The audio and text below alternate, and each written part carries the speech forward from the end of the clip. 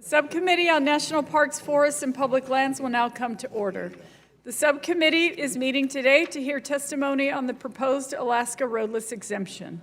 Under Committee Rule 4F, any oral opening statements at hearings are limited to the chair and the ranking minority member. Therefore, I ask unanimous consent that all other members' opening statements be made part of the hearing record if they are submitted to the clerk by 5 p.m. today. Hearing no objection, so ordered. Thank you all for attending the Subcommittee on National Parks, Forests, and Public Lands oversight hearing on the impacts of the recently proposed Alaska roadless exemption. I would also like to thank our witnesses, many of whom have traveled great distances to be here with us today and to share their insights. I appreciate my colleague, Ranking Member Young, for being here today. I know that when it comes to Alaska's public lands, you have a unique perspective backed by significant experience, and we're appreciative of that. While we may often disagree, today's hearing is a necessary and relevant exercise of our right as a co-equal branch of government to oversee the actions of the executive branch and not a personal or political attack. This is especially true when there are so many legitimate questions about why this rulemaking is necessary, how federal funds have been used, who is making the decisions about the management of these public resources, and most important to me, the incorporation of science and public input, especially from the tribes participating as cooperating agencies. For nearly 20 years, the Roadless Rule has provided a balanced and flexible approach to protecting the clean water, wildlife, recreation, and cultural values found in undeveloped national forests across the nation. This common sense safeguard has helped rein in decades of environmentally destructive road building and clear-cut logging, but it has also helped protect many areas considered sacred by indigenous communities. This is especially true in Southeast Alaska, where the Roadless Rule has protected lands that Alaska Natives have cared for and depended upon since time immemorial. Unfortunately, the current administration has decided to push forward a plan that completely exempts Tongass National Forest from the Roadless Rule, ignoring the fact of Alaska's roadless areas contain countless traditional, cultural, spiritual, and subsistence values for the dozens of indigenous communities that call the Tongass home. This vast old-growth ecosystem supports world-class salmon spawning waterways and other wildlife habitat that underpin the region's multi-billion-dollar fishing and tourism industries. And as part of the largest intact temperate rainforest on Earth, the Tongass also plays a vital role in climate change mitigation and resilience by storing more than 8% of all carbon stored in our national forest system.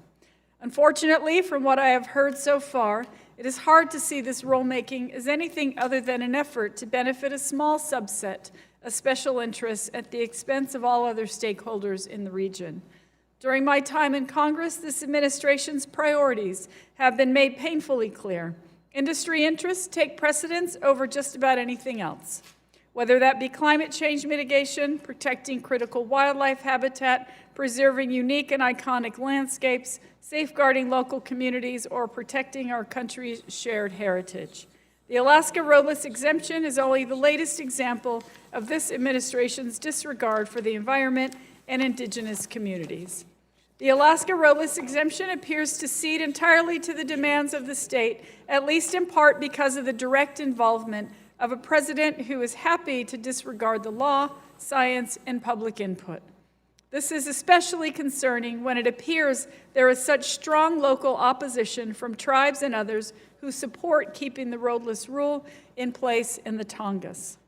Opening currently protected areas to new road building and clear-cut logging would have implications that reach far beyond Alaska.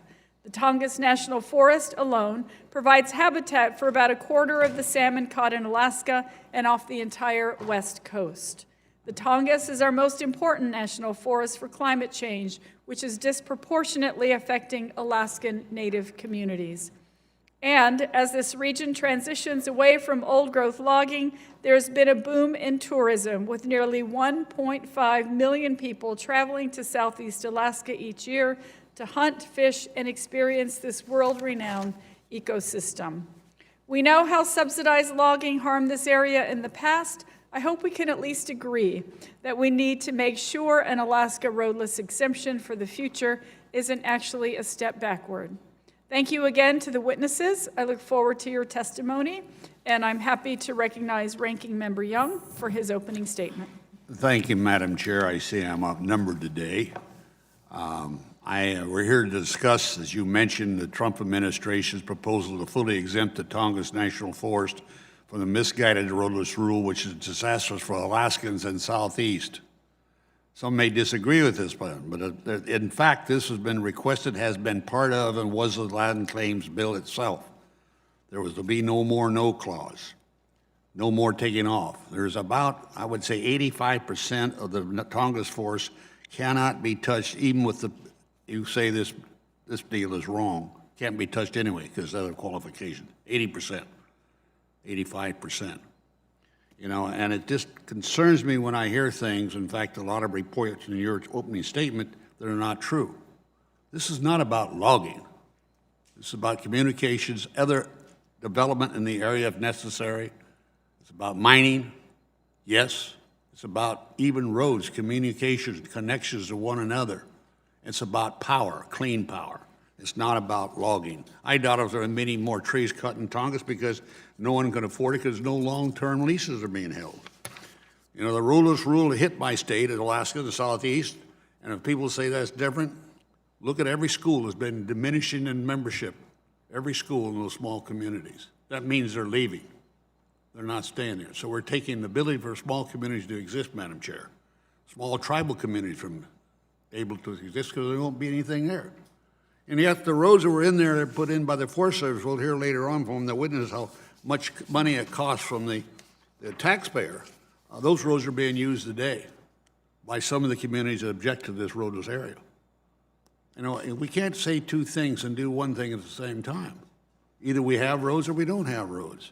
We talk about tourism. That's great for the summertime. What do we do in the wintertime? It goes back to schooling time. You know, this title, of Roads to Ruins, is really a misleading nomer. It's very frankly misleading. As I mentioned, the amount of land is left not touchable. That's what, in fact, we should be talking about. You know, and this is not new. I was here when we wrote the Alaska Native Land Claims Act and the Alaska National Land Claims Act. In that act, we specifically said there'd be no more. No more taking around specific areas of land for no human activity. And yet, the Clinton administration did this. Clinton did it. He did it arbitrarily, executive order. Now you attack the president. I'm not going to defend the president. I'm just saying this issue was not to be done by a president. So the Trump administration is, at the assistance of the delegation and the governor, trying to open this up so we can develop hydropower. We just had a Blue Lake Dam expansion in Sitka. We couldn't do it for 10 years because of the roadless rule. We finally got it done because we couldn't cut a tree. We couldn't build a road. They could build the dam. You want to burn clean power, then we ought to have the hydropower potential. You can't do it in these areas. Again, it's not about logging. Logging will not occur. I say it's very unlikely. If you want to offer an amendment, we pass a bill no logging, but open it up for other activities. Think about that for a moment. But if you just want to say no, because the Trump proposal is not just his proposal. This has been on the forefront in Alaska by the past governor, the present governor, and I believe the delegation unifiedly was together. So we'll go through this hearing. We'll listen to some witnesses. I know they're all trying to be sincere, but keep in mind, Madam Chairman, it's not just about what's been told to you by certain interest groups that may not understand the total picture. With that, I yield back. Thank you, Ranking Member Young. Now I would like to turn to our first panel. Under our committee rules, oral statements are limited to 5 minutes, but you may submit a longer statement for the record if you choose. The lights in front of you will turn yellow when there is 1 minute left and red when time has expired. After the witnesses have testified, members will be given the opportunity to ask questions. The chair now recognizes Mr. Christopher French, Deputy Chief of the National Forest System. Mr. French, you have 5 minutes. Thank you, Chairman Haaland, Ranking Member Young, and members of the subcommittee. Thank you for the opportunity to testify today on the USDA's proposed state-specific roadless rule for Alaska. As we've heard, everybody here cares deeply for the Tongass National Forest, as do I. It is our responsibility to manage and protect this great resource and the many benefits it provides to the public, including abundant salmon, clean water, plentiful wildlife, and vibrant communities. We take this responsibility very seriously and always will. The nationwide 2001 roadless rule prohibits timber harvest, road construction, and road reconstruction within inventory roadless areas with certain limited exceptions.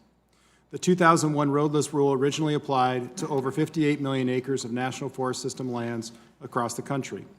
Subsequently, the states of Colorado and Idaho petitioned for and cooperated with the Forest Service to develop state-specific roadless rules. Consequently, the 2001 roadless rule now covers about 44.7 million acres. The inclusion of the Tongass National Forest in the 2001 roadless rule has been in litigation for almost 20 years, and the Secretary is very interested in a durable solution to this ongoing issue. In January of 2018, the state of Alaska petitioned the Secretary of Agriculture to exempt the Tongass National Forest from the 2001 roadless rule. That June, the Secretary directed the Forest Service to begin development of an Alaska state-specific roadless rule. In August of 2018, we published a notice of intent that initiated the rulemaking progress. Our intent was to evaluate the exemption requested by the state, as well as to evaluate other management options to address issues including energy, access, and transportation needs to promote the health of rural economies in Southeast Alaska. During the initial scoping period, the Forest Service conducted 17 public meetings throughout Southeast Alaska and in Anchorage and Washington, D.C. We also received over 144,000 public comments. We take our relationship with tribes in Alaska very seriously and are committed to the consultation process. As with any rulemaking, we are engaged in ongoing consultation throughout the development of the rule. In July of 2018, the Forest Service sent letters to 32 federally recognized tribes and 27 Alaska Native corporations within Southeast and South Central Alaska, initiating government-to-government consultation. At the request of the tribes and Native corporations, the Forest Service has conducted consultations throughout the process, including 10 meetings and a recent consultation with the Undersecretary of Agriculture. In addition, the Forest Service invited 19 Southeast Alaska federally recognized tribes to participate as cooperating agencies during the rulemaking process. The state of Alaska is also a cooperating agency. Cooperating agencies provide input on the draft environmental impact statement, which examines a wide range of alternative approaches to management of the roadless areas on the Tongass. We published the Notice of Proposed Rulemaking and the DEIS on October 17th and 18th of this year. The draft environmental impact statement analyzed 6 alternatives, including no action and the full exemption alternative as requested by the state. The other four alternatives were developed based on information obtained from the public and/or cooperating agency input or through consultation. For example, we included a provision for the removal of trees for Alaska Native customary and traditional uses in alternatives 2 and 5 based on input from tribes. We worked diligently to develop the draft environmental impact statement using the best available information to evaluate and compare the effects of the alternatives. Neither the proposed Alaska roadless rule nor any alternative examined in the draft environmental impact statement would change the transition to a predominantly young growth timber program or the projected timber harvest levels across the Tongass National Forest. In addition, the proposed rule does not authorize any ground disturbing activities, which would need to undergo subsequent appropriate environmental analysis and public input. The activities must be aligned with the Forest Service plan in any of those subsequent projects. The Secretary of Agriculture identified the full exemption alternative as the preferred alternative in the Notice of Proposed Rulemaking and the draft environmental impact statement. We're currently in the midst of a 60-day public comment period. As this is a draft rule, we're asking for comment on all alternatives, and the draft language is included for each alternative. We're holding a total of 19 public meetings throughout Southeast Alaska and Anchorage and here in Washington, D.C. this November to ensure robust public engagement continues. I appreciate the committee's interest in this effort, and I look forward to answering any of your questions. Thank you, Mr. French. The chair now recognizes Mr. Kyle Moselle, Associate Director of the Office of Project Management and Permitting at the Alaska Department of Natural Resources. Thank you for being here. You have 5 minutes, sir. Good afternoon, Chairwoman Haaland, Ranking Member Young, and the members of the subcommittee. My name is Kyle Moselle, Associate Director for the Alaska Department of Natural Resources. I appreciate the opportunity to speak with you today. The 2001 Roadless Area Conservation Rule remains a national one-size-fits-all regulation that inappropriately and likely unlawfully limits opportunities for Alaskans that live and work in the Tongass National Forest. As such, the state of Alaska, along with Alaska's congressional delegation, has worked tirelessly over the consecutive terms of 6 governors to exempt the Tongass from the Roadless Rule. In January 2018, the state petitioned Secretary Sonny Perdue for rulemaking to exempt the Tongass from the Roadless Rule, as was the case between 2003 and 2011. The draft EIS and proposed Alaska Roadless Rule are currently out for public review and comment. The state supports the preferred alternative, Alternative 6, that proposes exempting the Tongass from the National Roadless Rule, as it is the most responsive action alternative to the state's petition and would allow the Forest Service greater flexibility to implement local solutions to address local challenges affecting the communities, residents, and industries that rely on the Tongass. At nearly 17 million acres, the Tongass is the largest forest in the National Forest System, covering an area larger than West Virginia and providing one of the world's most important intact ecosystems. 32 communities are located within the forest boundaries, with roughly 72,000 residents. The Tongass is home to the Tlingit, Haida, and Tsimshian peoples who have lived in southeast Alaska since time immemorial. The Tongass is also known as the Salmon Forest, and it is the source of great pride and passion for many Alaskans. Broad management of the Tongass is governed by numerous statutory laws. However, 3 federal laws specifically affecting management of the Tongass include the Alaska National Interest Lands Conservation Act, the Tongass Timber Reform Act, and the National Defense Act of fiscal year 2015. Taken together, the conservation system units and land use designation 2 areas established and expanded through these laws protect the wilderness and roadless character of 6.8 million acres of the Tongass. In addition to these statutory designations, the Tongass Forest Plan manages another 6.5 million acres under 9 separate non-development land use designations. The socioeconomic impacts of the Roadless Rule are disproportionately significant and create challenges that cannot be adequately addressed locally or regionally through project or forest-level planning. The state supports the growth experienced over the past decade in the fishing, visitor, and mining industries of the region. However, the timber industry has borne the cost paid out by a national policy that should have never been applied to the Tongass. If the proposed Alaska Roadless Rule were implemented, the roughly 9 million acres currently inventoried as roadless areas in the Tongass would continue to be managed under the Forest Plan and statutory laws that provide lasting protections for roadless values. About 165,000 old-growth acres and 20,000 young-growth acres would be made available for timber production. Although the harvest on these additional acres would be about 18,000 acres over 100 years, none of the action alternatives for the Alaska Roadless Rule would change the timber objectives of the Forest Plan, including the currently allowable harvest of 46 million board feet annually and the young growth transition strategy. Moreover, all proposed timber harvest or ground disturbing activities such as timber sales, road construction, and road reconstruction would require rigorous environmental review and public engagement under the National Environmental Policy Act prior to implementation. The extensive damage resulting from the application of the Roadless Rule to the economic and social fabric of Southeast Alaska remains valid today, while the Tongass roadless values remain more than adequately protected under the Forest Plan, ANILCA, TTRA, NEPA, and numerous other federal and state laws. The state supports the proposed Alaska Roadless Rule as it would allow the Forest Service greater flexibility to implement local solutions to address local challenges, a sustainable timber industry, as well as fishing, mining, tourism, and transportation industries are important to a diversified regional economy and the success of rural Southeast Alaska communities. Thank you for your consideration of this important issue. Thank you, Mr. Moselle.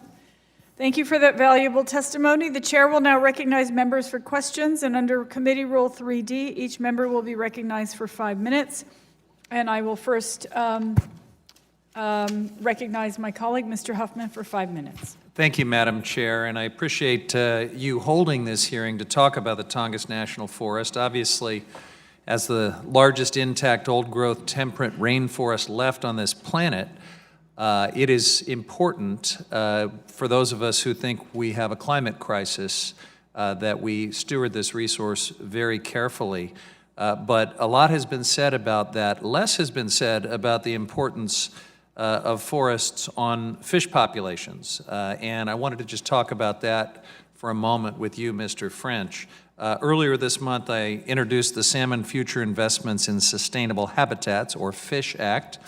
And among other things, it authorizes funding for the Forest Service's Watershed Condition Framework Program and also conservation watershed work. I wonder if you could just take a moment to tell us about these two programs and the role that the Forest Service plays in maintaining healthy fisheries in the Tongass. Thank you, Congressman. The Watershed Condition Framework is a central part of how we look at management and risk-based approaches to restoration in key watersheds across the country. Specifically to the Tongass Forest, it was part of the consideration in the 2016 Forest Plan Amendment that identified key areas of restoration and management restrictions that we would place towards the restoration of those watersheds. Specifically in that plan, there were 77 key watersheds that were identified through work with Trout Unlimited and TNC that put specific restrictions in to manage for and protect for key fisheries habitat.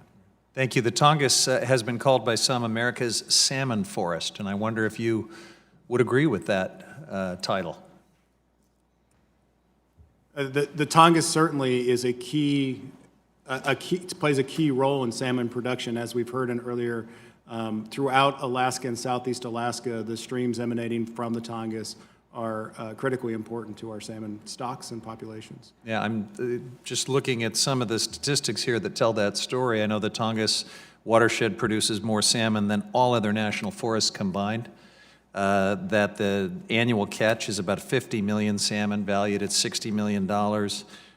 Commercial salmon fishing in this area supports about 10% of the jobs in Southeast Alaska. The commercial sport and subsistence fishing adds another $1 billion in economic activity, and the numbers are just very, very compelling. So considering this hugely important role that the Tongass plays in salmon production, how would an Alaska roadless exemption impact salmon habitat in the Tongass? Again, thank you for the question. The draft environmental impact statement looked at several key issues, and one of those being aquatic habitats and key fisheries habitat, including salmon. The reality is that there's very little effect by the rulemaking on the habitats or production of salmon, and the reason is that the real controlling factors that are providing for that habitat come from the forest plan and the standards and guides in that plan and where you're allowed to do certain activities. What this rule would do is simply lift prohibitions, but wouldn't change the focus and the authority of that plan that only allows us to harvest in places. You're not concerned that the proposed rule would immediately allow for the reclassification of nearly 185,000 acres of mostly old-growth forest as suitable under the new rule for timber?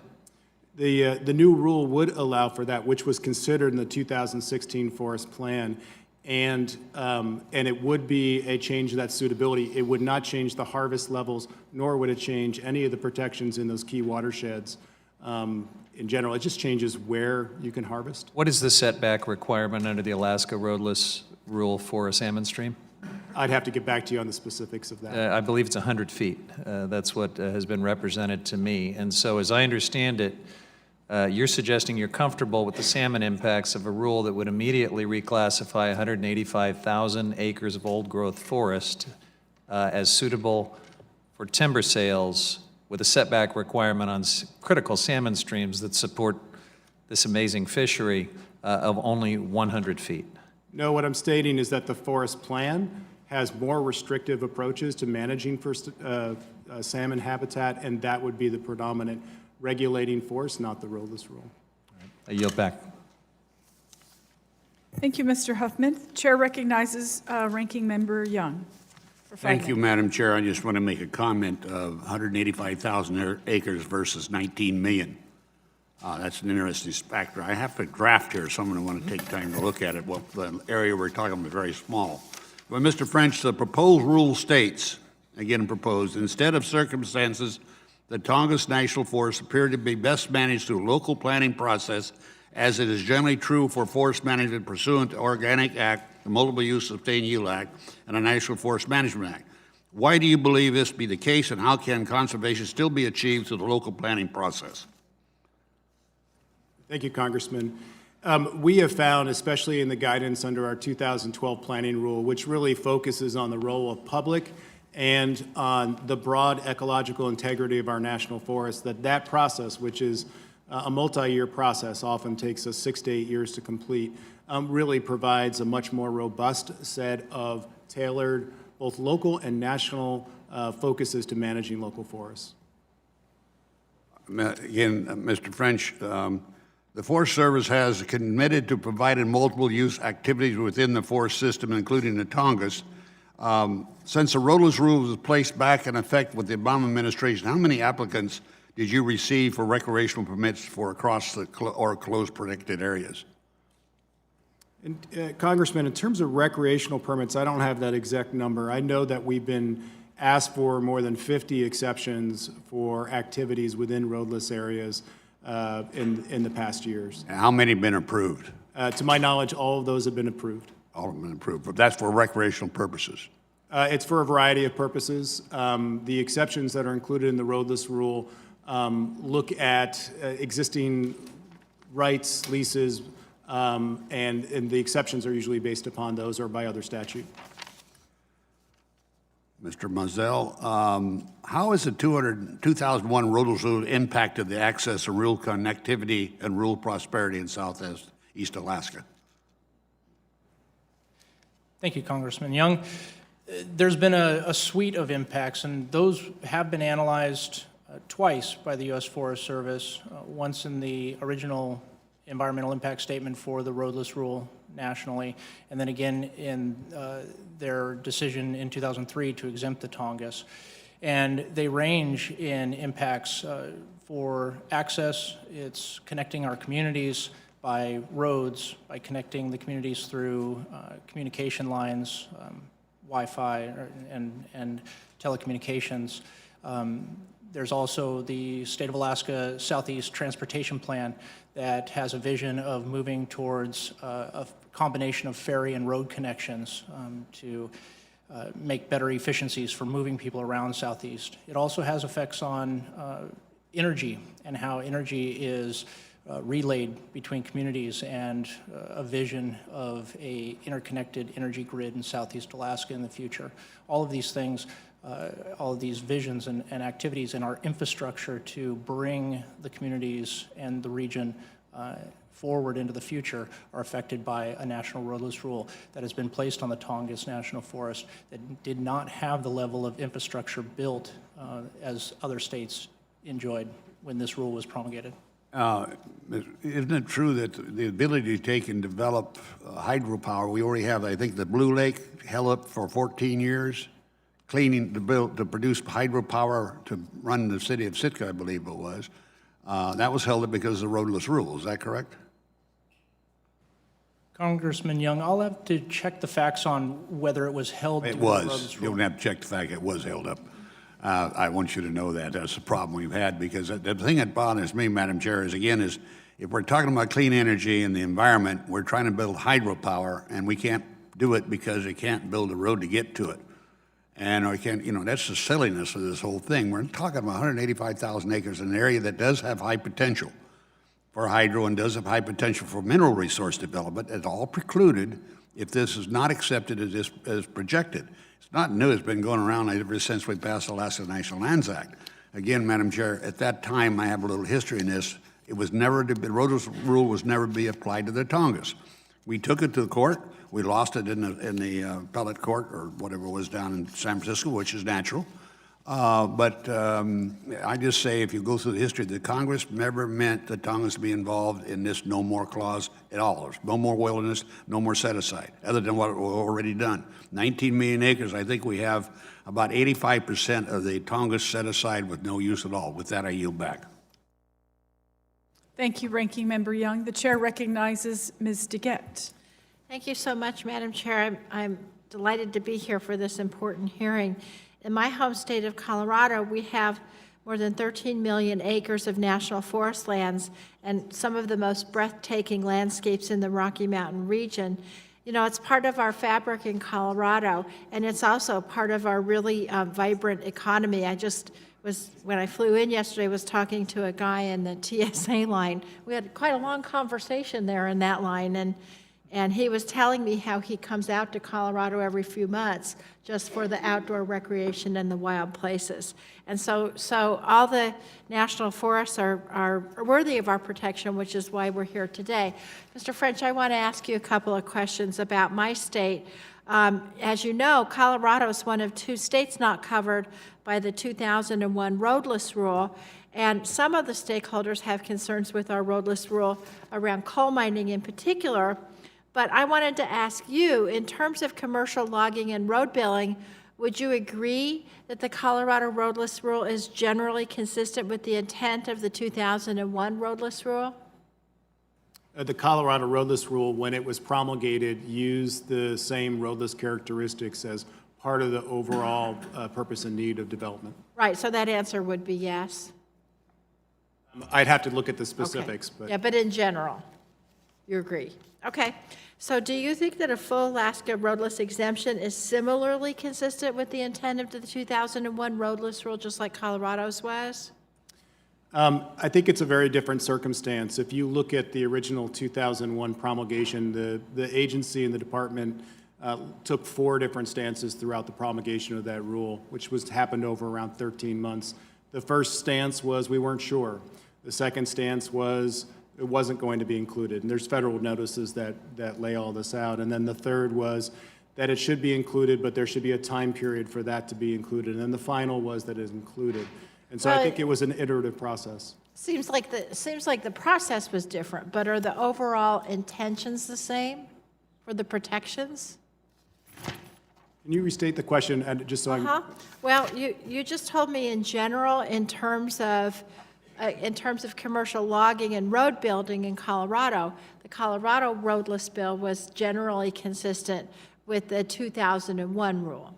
And so when I asked you about, do you think the full Alaska Roadless exemption is similarly consistent with the intent of the Roadless Rule, you talked about the process, which is different, but what about the general objectives? So in the final rule, it would be different, but it is along the intent, and I think has been the source of the back and forth between the state and the federal government since the promulgation about how it came about, because it was a bit of an unsettled in general, in the final, it would be along the general lines of 2001. Is that Yes, right? that's Thank correct. you. Now, I want to ask you, the rule specifically notes the sharply divided priorities when it comes to the management of the Tongass, and it appears that the majority of the public comments submitted at scoping opposed a full exemption, but the agency's proposal grants the state's request for a full exemption. So I want to ask you, why did the Forest Service not propose a more modest alternative in an attempt to address the concerns of all the stakeholders and not just the timber interests? We proposed multiple alternatives responsive to what we heard. So the 2 bookends that were presented to us was the state position of exemption. The other represents the other bookend of doing nothing, leaving Right. everything there. We developed 4 other alternatives based on what we heard. So this was the one that was selected? This is the preferred proposed at this point, and we're taking comment on that before a final And decision. who chose this preferred proposed one? The decision is made by the Secretary of Agriculture. So it was the Secretary of Agriculture that, in my view, ignored the public comments that went through and which were reflected in some of the different concerns. Now, in your experience, if we can't come to agreement on this, won't this set us up for another decade of bitter disagreement and litigation regarding the management of these areas? I think that I would be speculating, but I can say on past history, we've been in bitter disagreement over the status of the roadless. And that's led to years of litigation? Yes. Okay, thank you. Thanks so much, Madam Chair. I yield back. Thank you, Ms. DeGette. Chair recognizes Mr. Westerman for 5 minutes. Thank you, Madam Chair. Thank you to the witnesses. for being here today. You know, as we come to these meetings, we often come in here with preconceived notions and forget to question maybe the premise of why we're even here. And when we think about a roadless rule, you know, a roadless rule is, it's like the ultimate dagger to any kind of development.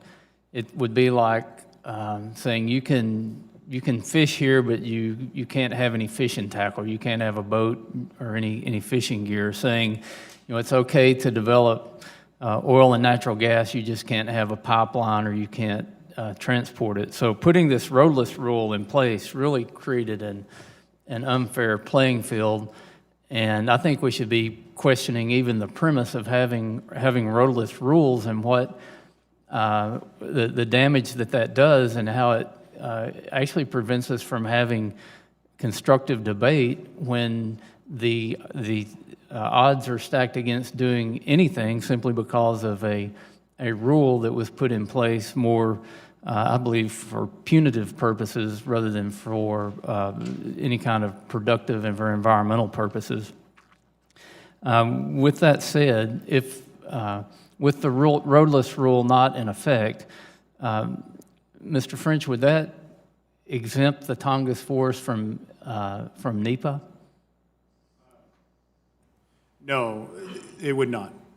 So the forest would still have to undergo every environmental impact and assessment, and the forest plan would be scrutinized just like the forest plans across the whole country.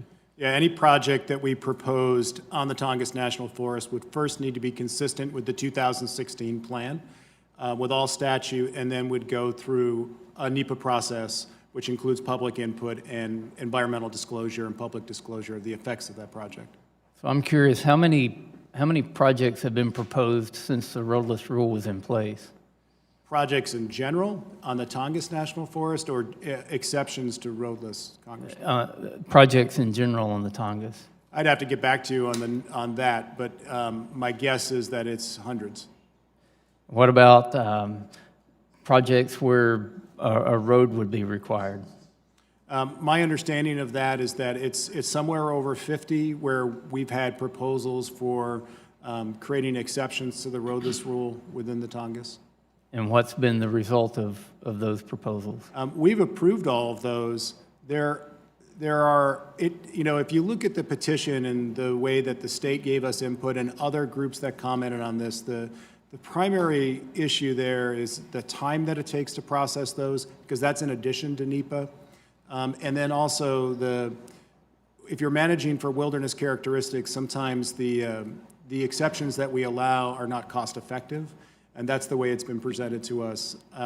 There are other things where there are exceptions for existing leases that we can continue forward, but let's say for forward renewable energy, just as geothermal, those sorts of things, they're not included in the exception list.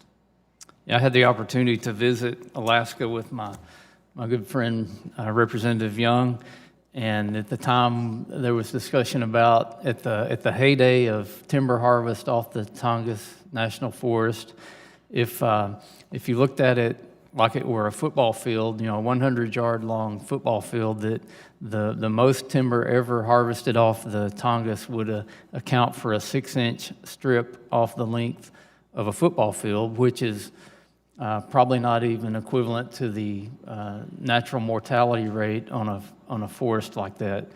So do you anticipate removing this roadless rule being devastating to the health of the forest or the salmon fishery or any other environmental impacts?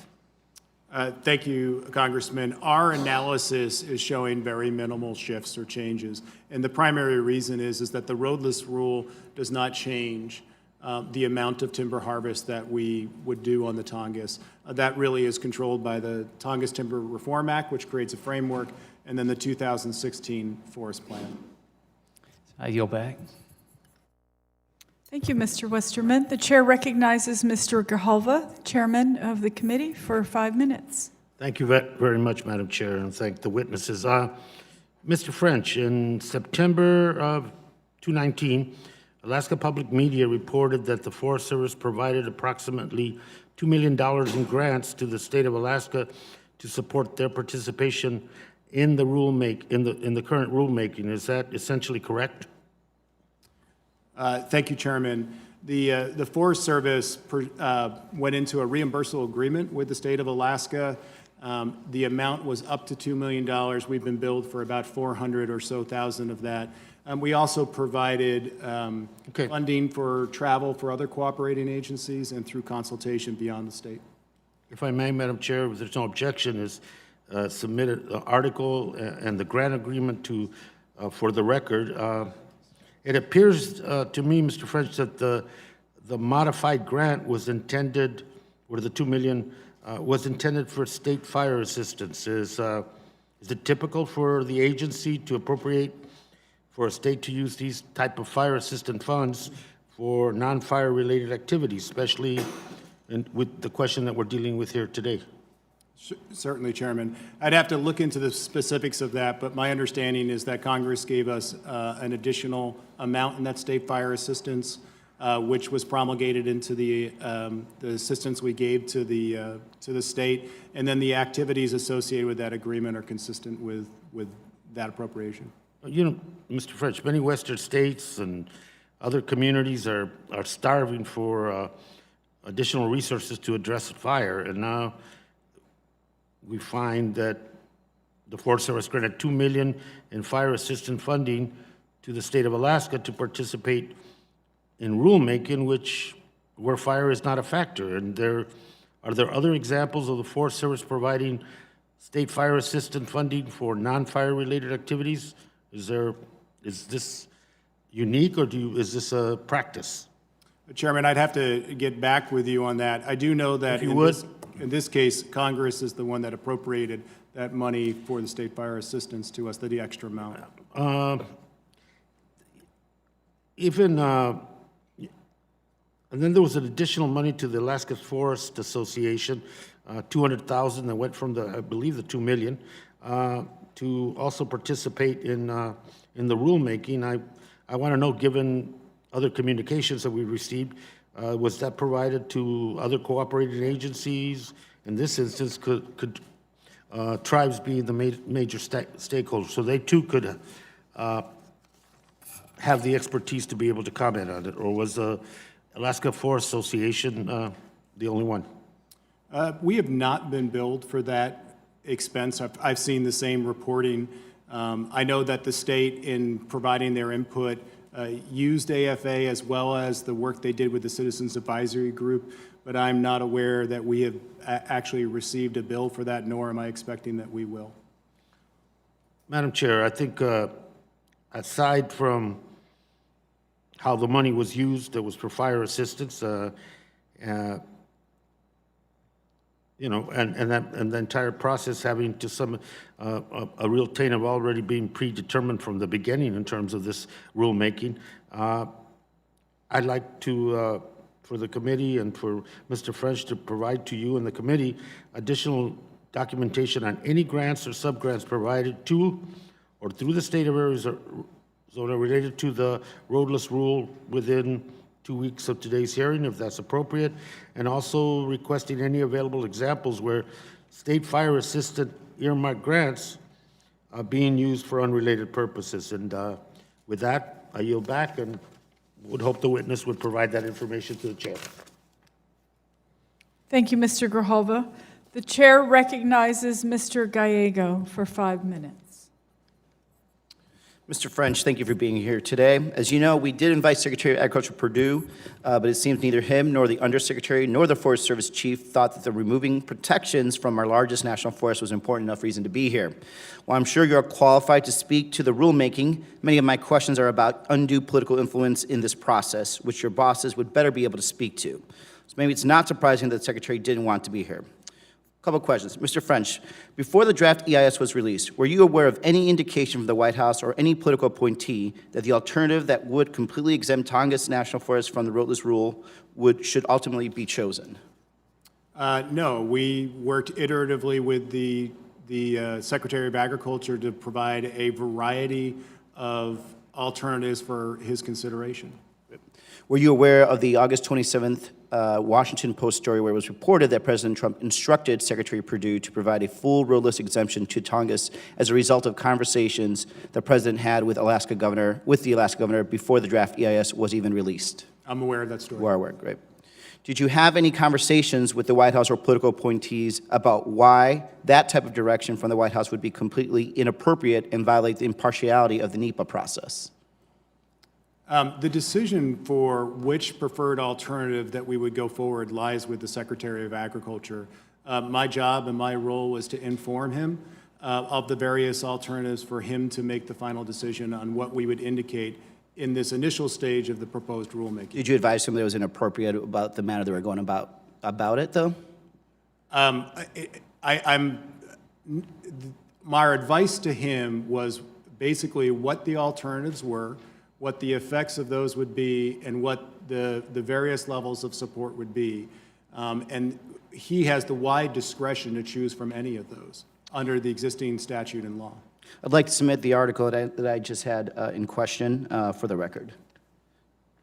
Mr. French, you and your colleagues have worked approximately 2 years now on the Alaska roadless rule, and the draft EIS included 6 alternatives. Is that correct? Yes, there are 6 alternatives. It is my understanding that one alternative would keep the roadless rule in Tongass. 4 alternatives would allow partial or limited road building in the Tongass based on stakeholders' feedback. And the last alternative would completely exempt Tongass from the rule. Yes or no? Is it correct that the Secretary chose the most extreme alternative which would reduce roadless rule protections in the Tongass to absolute 0? The Secretary has chosen alternative 6 as his preferred alternative, and the effects of that between alternatives are displayed in the environmental impact statement. My last question is, why did you spend 2 years, or why did we spend 2 years, thousands of worker hours, and write 6 alternatives when the proposed rule could fit on a single line? The 2001 Roadless Area Conservation Rule shall not apply to the Tongass National Forest. Why not just skip this whole charade and hand the land over to the state? Because that's essentially what happened. Congressman, we took seriously our approach to making sure that we gathered input through public input, meetings, consultation, and through our cooperating agencies, and presented a range of information and alternatives to the Secretary. He asked us at points to go back and develop further. I think that in this With all process, that work, it ended up being the most convenient answer. Let me just get to this. The entire purpose of your agency's NEPA process is to ensure an objective decision-making process, not to cover up a predetermined outcome, which is what we're seeing here. In the case of Tongass, instead of facts-independent analysis, we got greed and corruption. This decision benefits a few special interests at the expense of the many. If the Forest Service followed the law and listened to the science, the public, and their own analysis, the most extreme alternative of all exemptions probably would not have been even proposed. The roadless rule is a huge economic driver as roadless areas across the country provide for clean water, recreation, wildlife, hunting. That's why I, Senator Cantwell, and other members of the Natural Resources Committee have introduced the Roadless Area Conservation Act. This bill would make the roadless rule the law of the land and prevent future political rulemakings like we've seen today from threatening our last intact national forest system. The bill is consistent with the intent and purpose of the National Roadless Rule, which is to provide for the long-term protection of high conservation value public lands for the benefit of future generations. I wish we not have to pass legislation like this, but it's these types of actions that the Secretary took that require that type of legislation. Now you'll back my time. Thank you, Mr. Gallego, and I will recognize myself for 5 minutes. Mr. French, what is the Forest Service position on tribal consultation? We take our trust responsibilities very seriously. Thank you for that. Mr. French, you are legally required to take input from tribes, but meaningful consultation is about the agency listening to, valuing, and incorporating the expertise of those who have known these lands since time immemorial. The indigenous people of Alaska, like others native to this country, know these lands better than anyone and have a right not only to be listened to, but to be heard. Do you believe that a full Alaska roadless exemption meaningfully considers the input of tribes, including those participating as cooperating agencies? Thank you, Chairwoman.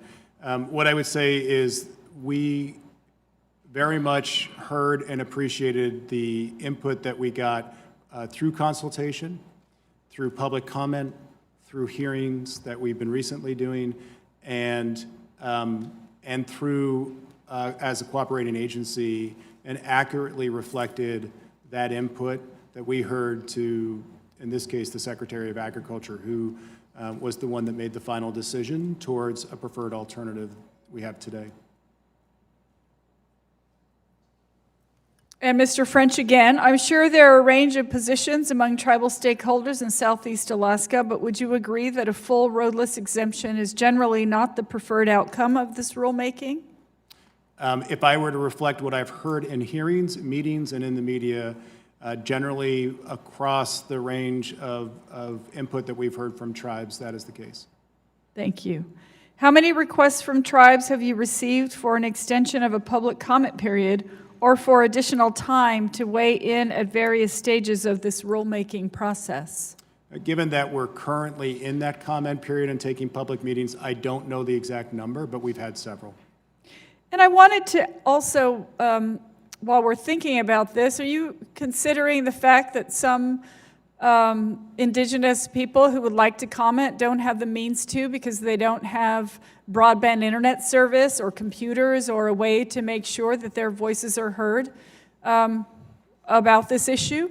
Absolutely. At our public meetings, which we're holding in rural communities throughout Southeast, we're offering both to take written comments, and then in those rural communities, we're having subsistence hearings where we're taking verbal testimony. Did the administration grant any requests for the extension of public comment period? Of this existing comment period, there has not been an extension granted to this point.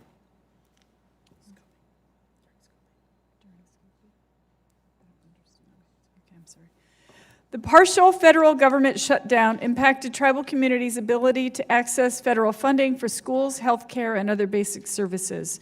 We know the Department of Interior continued to process oil and gas leases during this time, but is it true that the Forest Service prioritized the roadless rulemaking during the shutdown, even as funding for tribes and other forest management activities was stopped? You know, Chairwoman, I'd have to get back to you. We carried on a number of activities during the shutdown of which we had funding for, and I'd have to look at the specifics if the Alaska Roadless team was still working at that time. Okay, I would like for you to submit us the answer to that question, please. I'd like to submit for the record this October 2019 resolution from the National Congress of American Indians supporting the no-action alternative and retention of the existing roadless rule protections. Without objection. Thank you. Mr. French, I don't have much time left. I want you to know that one of the things I take most seriously is our federal responsibility to meaningfully incorporate tribal input. For that reason alone, the entire Alaska roadless exemption seems problematic, and we haven't even heard the testimony from other stakeholders on our second panel yet. On May 10, 2019, some of my Natural Resources Committee colleagues and I sent a letter to Secretary Perdue expressing concerns with the level of tribal cooperation and requesting more information related to those requirements. To date, we have not received any information in response to this request. Among the information we requested was any resources provided to the tribes to facilitate their participation in the rulemaking, any formal correspondence responsive to tribal concerns, including requests for extended comment periods, information regarding government-to-government consultations, and any other information about the timeline and data being used to inform this process. Mr. French, with the time I have remaining, which is no time, I will send my last question in writing, and I thank you, and I yield my time. Thank you.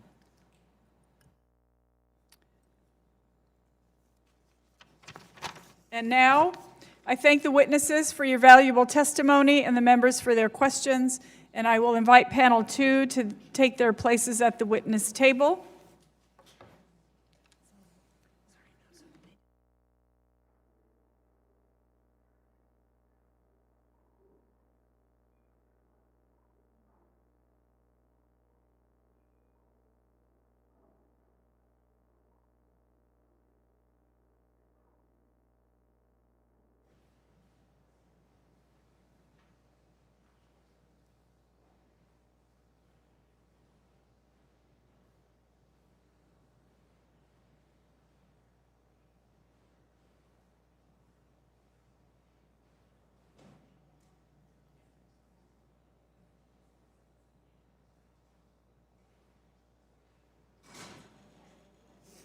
Or you just write me a note and tell me.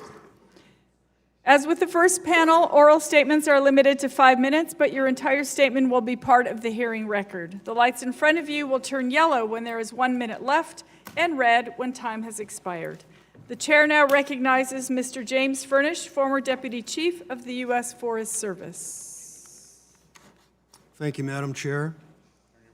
Ranking Member Young and other members of the subcommittee. I'm testifying today for myself and on behalf of my former colleague, Chief Mike Dombeck, who had planned to attend today but is home due to some family medical considerations.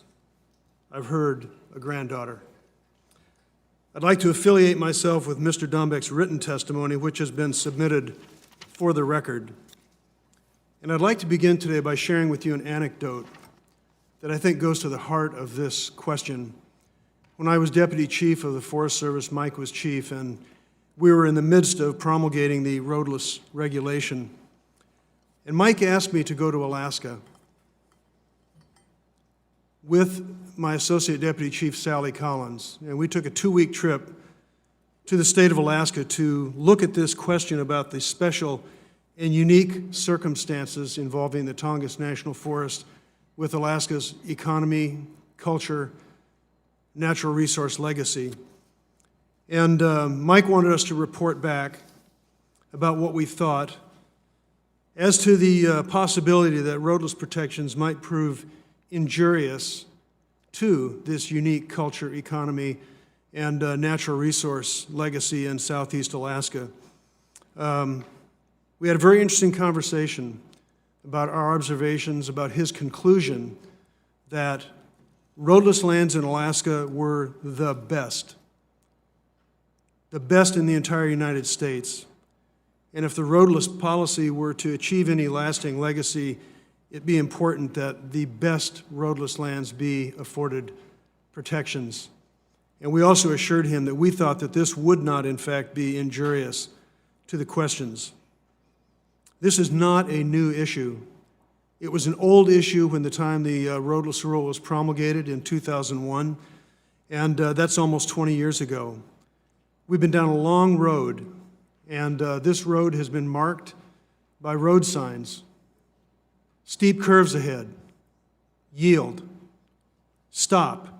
And I would say that today we're dealing with a road sign that says dead end.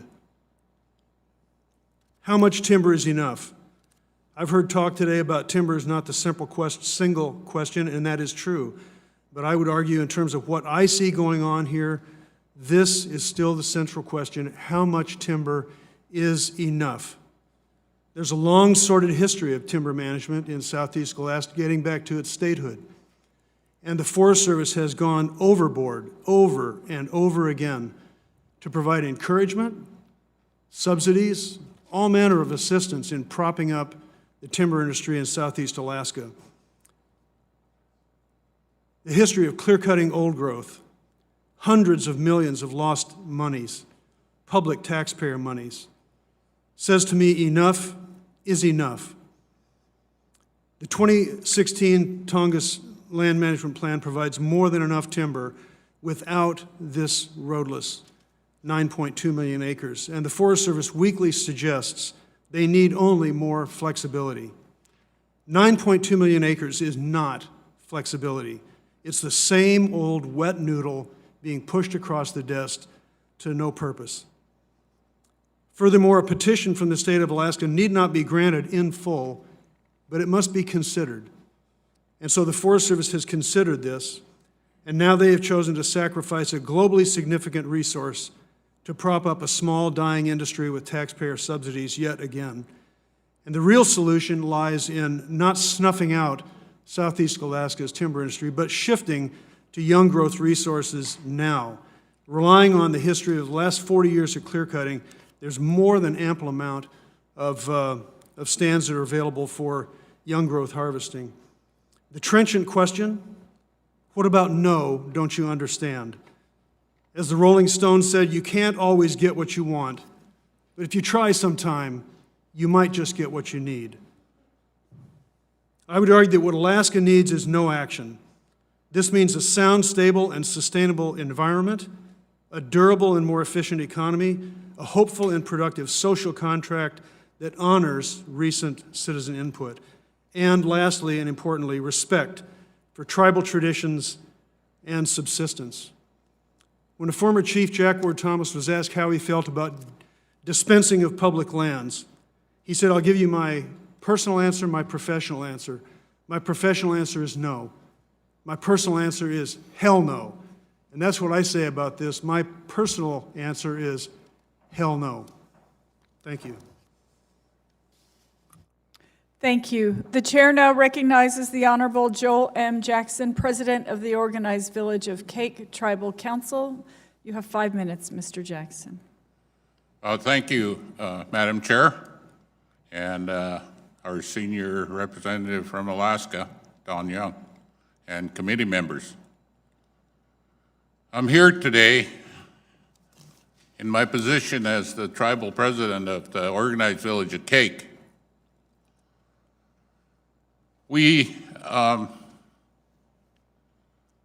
have protected our homelands, our traditional homelands. Back in 2001, when we were the only tribe in litigation with the Forest Service.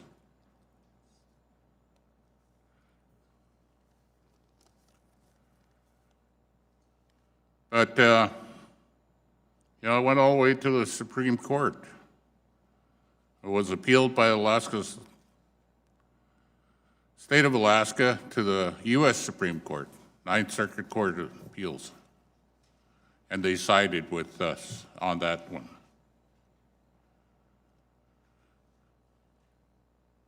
We, as tribes, we set aside our sovereign government to be cooperating agencies with the Forest Service. We had quite the misgivings of doing that.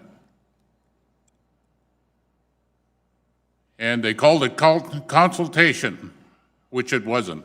It was more like a conversation. It really, really hit home when we spent almost a year and a half going to meetings, throwing deadlines at us, giving us 500-page reports to read and comment on. And that was the night before the meeting. We met that deadline, and then we had another deadline a little while later, and they gave us 2 weeks to go through that whole 500 pages again to make meaningful comments. And it took 10, 12-hour days of 4 or 5 staff members to go through that. That cost us thousands of dollars that we don't have as tribes. But it means so much to us that we did it. Because these ancestral homes, my ancestors walked on that land. And if my voice gets loud, it's because I'm that passionate about what's going on here. We cannot have the boom and bust era of logging anymore, or mining, or anything else in the Tongass National Forest. So many people depend on things other than mining and logging, like fishing, like tourism. Those are going to be the most important things to our region, plus our way of life as tribes. Without it, we're going to lose our culture. We cannot afford to have any more devastation in our homelands. It's me traveling here all this distance is just, I could be doing a lot better things at home. And it really, really upsets me I have to travel all this way to talk to you guys. And not only that, my Haida sister sitting behind me, she brought up the position of the man camps that are set up to run the logging operations and the mining operations that affect our native indigenous women, which you know Alaska has the worst record of murdered and missing indigenous women. So we highly discourage this because it's our job to protect our women, our children, our elders, and that's why we're here today to speak out against opening up the Tongass National Forest. And I thank you again for allowing me to speak, and I'm sorry if I got too loud, but that's just the way I am. Thank you very much, President Jackson. The chair now recognizes Ms. Autumn Hanna, Vice President of Taxpayers for Common Sense.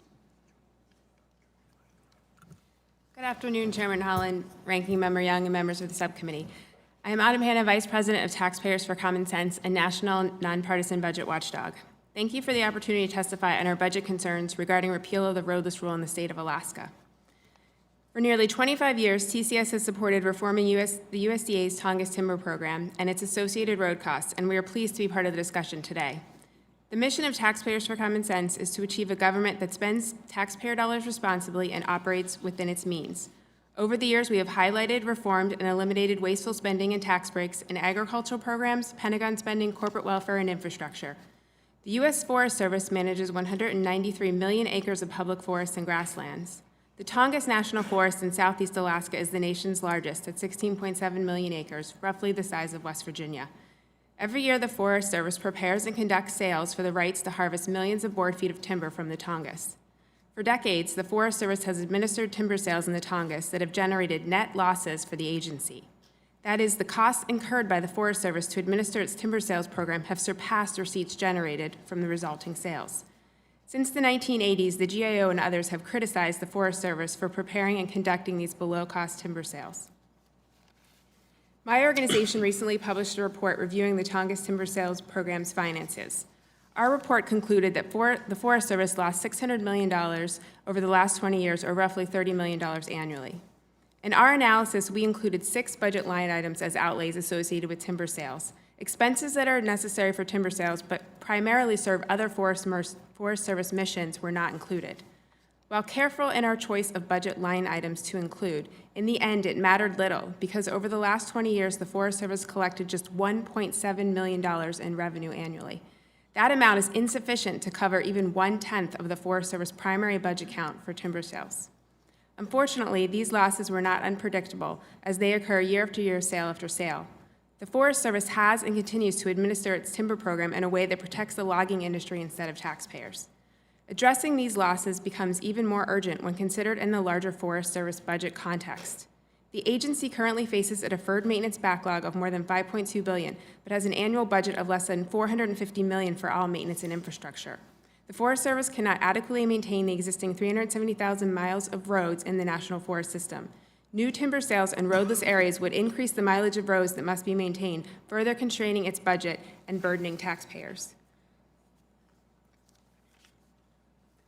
The Forest Service Alaska Roadless Rule Preferred Alternative proposes to fully exempt the Tongass from the protection provided by the Roadless Rule adopted by the Forest Service in 2001.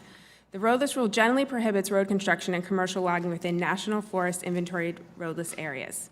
In my written testimony, I describe each alternative proposed by the Forest Service, but the bottom line is all were developed to open new areas of the Tongass to timber harvest and road building to varying degrees. As the Forest Service indicates, the rule would not materially impact the ability to carry out energy, mining, communications, and infrastructure projects throughout the Tongass. To make timber sales more profitable for logging companies and meet annual statutory requirements, the Forest Service will likely end up covering more road building costs. We know this in part because for the recent Prince of Wales project, the Forest Service considered one alternative that would have allowed the sale and harvest of timber in current roadless areas. Through a FOIA request, my organization received one of the agency's initial cost analyses in which the Forest Service found that road building and roadless areas would conservatively be more than twice as expensive. We expect the same to be true of road building in all roadless areas, which are far more costly to access. Because many of these costs will be covered by the Forest Service to make sales profitable, the proposed rule would result in significantly greater financial losses to the U.S. Treasury and American taxpayers. The Tongass is an important resource for the entire country.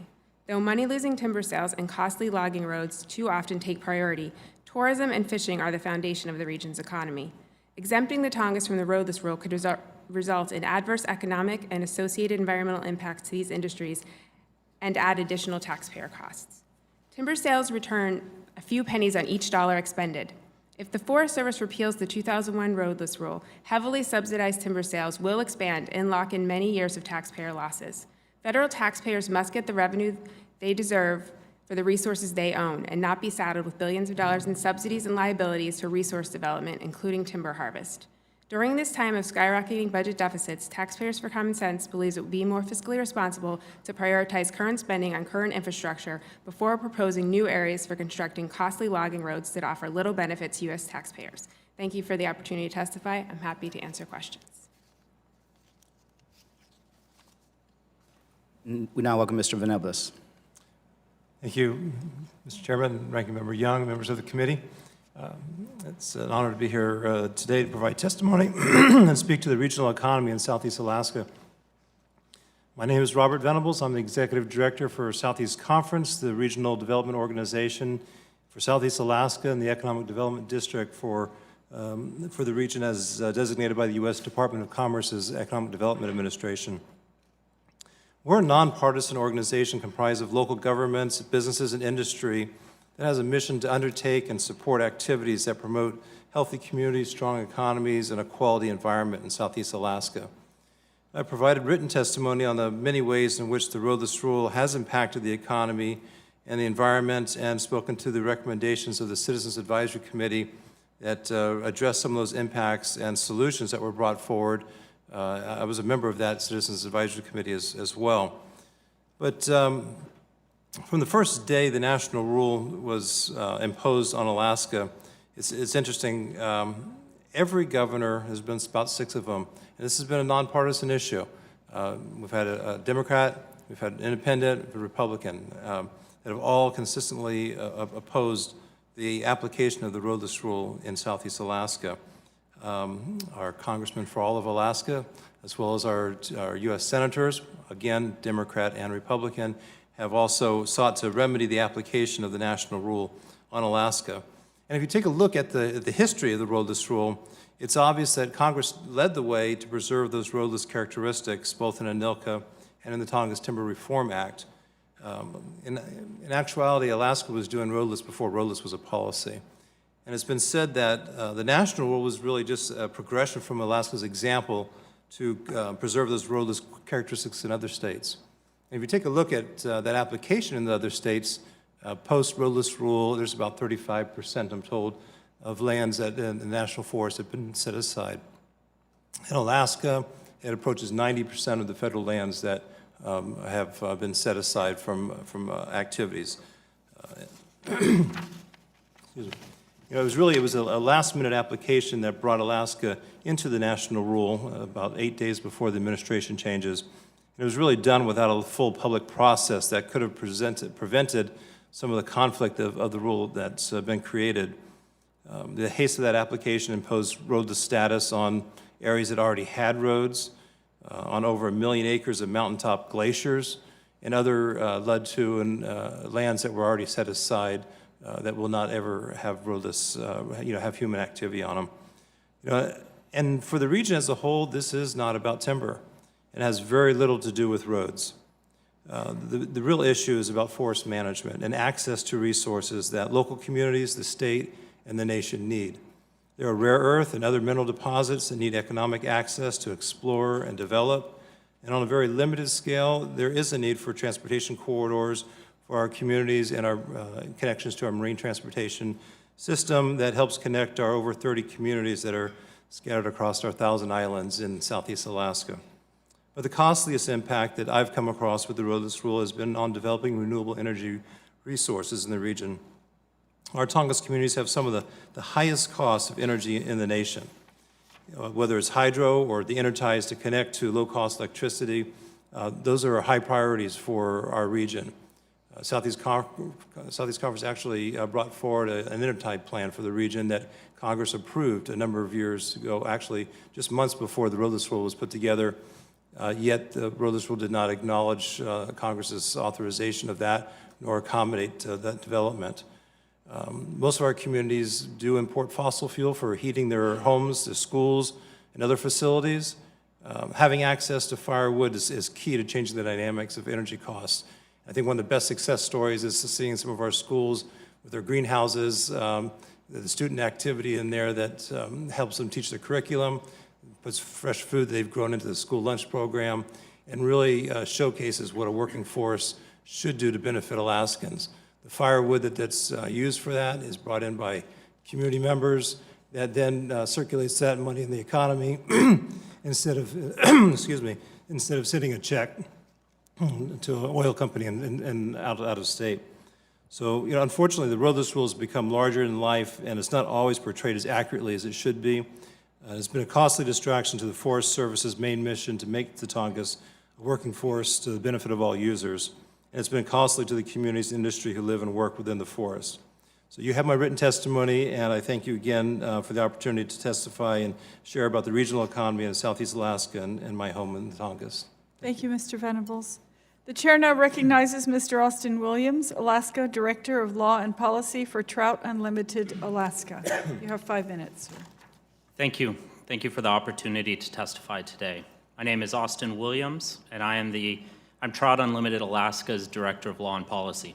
In this role over the past nearly 10 years, I have helped support numerous restoration projects on the Tongass, participated in various collaborative groups in search of solutions to common problems, and worked with a robust network of local supporters and business partners to promote sound management of the forest. I'm very honored to be here.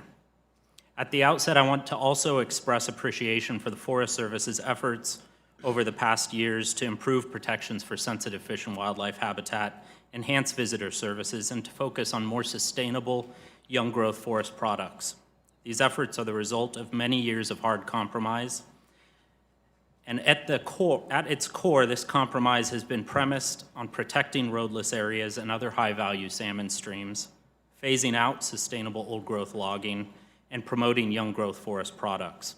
Unfortunately, the proposed Alaska Roadless rule is the product of political pressure that threatens to undermine this collaboration and progress. It erodes public confidence in the Forest Service and threatens to expand large-scale old-growth logging and road building into new, previously undeveloped portions of the Tongass. As Alaskans and the public at large have made clear at every opportunity, from scoping to comments made to our Governor's Advisory Committee to the recent public meetings throughout Alaska, the overwhelming majority of Alaskans do not support a full exemption for the Tongass. The Tongass produces more salmon than all other national forests combined and is a popular destination for visitors from around the globe. These roadless areas are part of the working forest. Fishing and tourism, the two largest sources of private sector employment and earnings in the region, account for 26% of all local jobs. While logging once played an important role in the economy of Southeast Alaska, current timber industry employment accounts for just 0.7% of regional jobs. Despite decreases in logging in the early 2000s, Southeast Alaska's population increased by 7% and earnings increased by 17% from 2000 to 2012. Southeast Alaska's economy is buoyed by its healthy fish and wildlife habitat, productive salmon streams, and scenic beauty. Managing the Tongass with these values at the forefront is the key to ensuring local communities and economies are strong and stable. The past decades of industrial logging on the Tongass have targeted the rarest and most productive stands. High grading has reduced the highest volume contiguous old-growth forest on the Tongass by 66%. On Prince of Wales Island, where logging has been most intense, 94% of the contiguous old-growth, high-value forest has been cut. Past logging and road building on the Tongass has left a legacy where 65 salmon streams at least have need for significant watershed restoration needs at an estimated cost of more than $100 million. Nearly a third of all instances where logging roads intersect with salmon streams More than 1,000 culverts and bridges in total block salmon migration. Many critics of the 2001 roadless rule also say it is inflexible and too restrictive for various projects. Yet every single project that has been proposed in roadless areas in Alaska, 58 in total, as of June of this year, have been approved, most within a month. Since then, the Chief of the Forest Service has delegated authority to the regional forester to approve such projects, so any potential delay associated with those projects should be even less. Two projects that have been mentioned today, the Blue Lake Hydropower Project and the Cake Petersburg Intertie, both are expressly allowed by court order resolving the litigation that ruled the Tongass exemption was unlawful. Roadless areas are some of the best and most valuable lands on the Tongass. Many of the most productive salmon streams are in roadless areas, as is incredibly scarce winter deer habitat and prime bear habitat. Roadless areas offer the right combination of beautiful scenery, wild landscapes, fish and wildlife, and access that locals and the broader public demand and ought to be protected. Thank you. Thank you, Mr. Williams. Thank you for that valuable testimony. The chair will now recognize members for questions, and under Committee Rule 3D, each member will be recognized for 5 minutes. And I'd like to recognize Mr. Huffman for 5 minutes.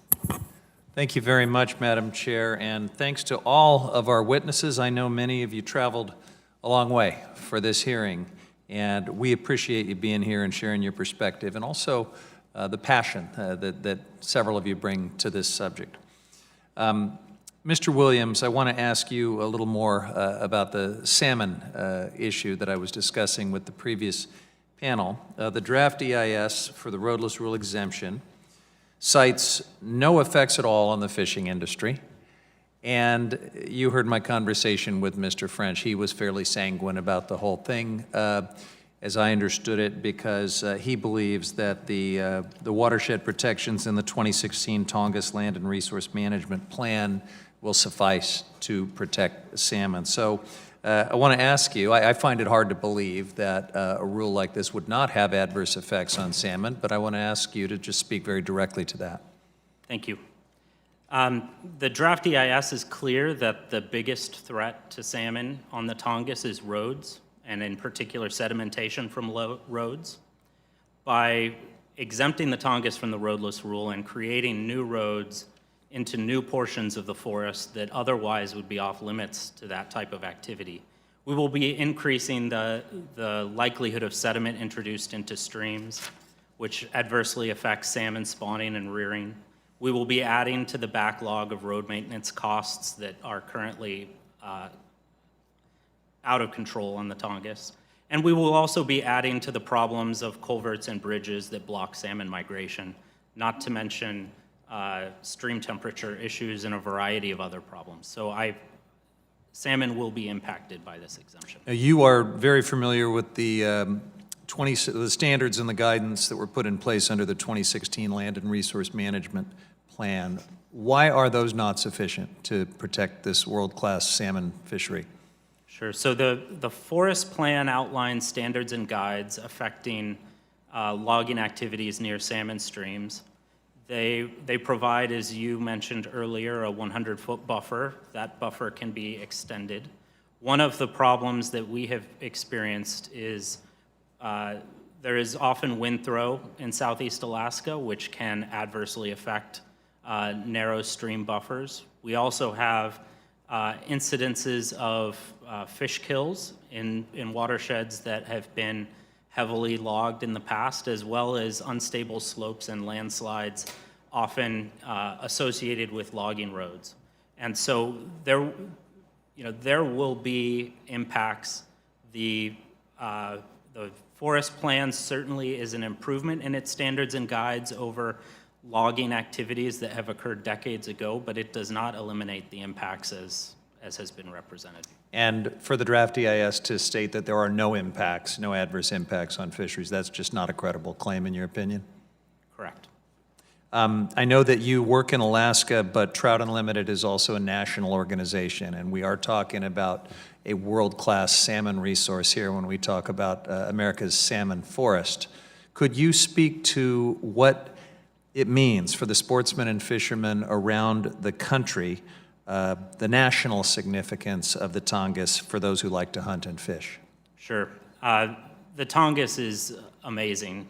It is one of the largest salmon-producing regions in the world. 50 million salmon are commercially caught from the region. In a typical year, it has abundant populations of all 5 North American Pacific salmon. Steelhead salmon streams, I don't want to tell you where they are, but there are a lot of incredible salmon streams. You can show me. Yes, we'll go there maybe someday. It is a world-class destination. People from all over the globe travel to Southeast Alaska. That's part of why the economic base in the region has become so heavily geared towards fishing, towards tourism, and towards those values. I appreciate that. Ms. Hanna, in the time I have left, I'll try to be quick. Could you speak to how the 2001 roadless rule actually helped limit taxpayer waste associated with logging in the Tongass? And why does the Forest Service continue to lose money on logging in the Tongass?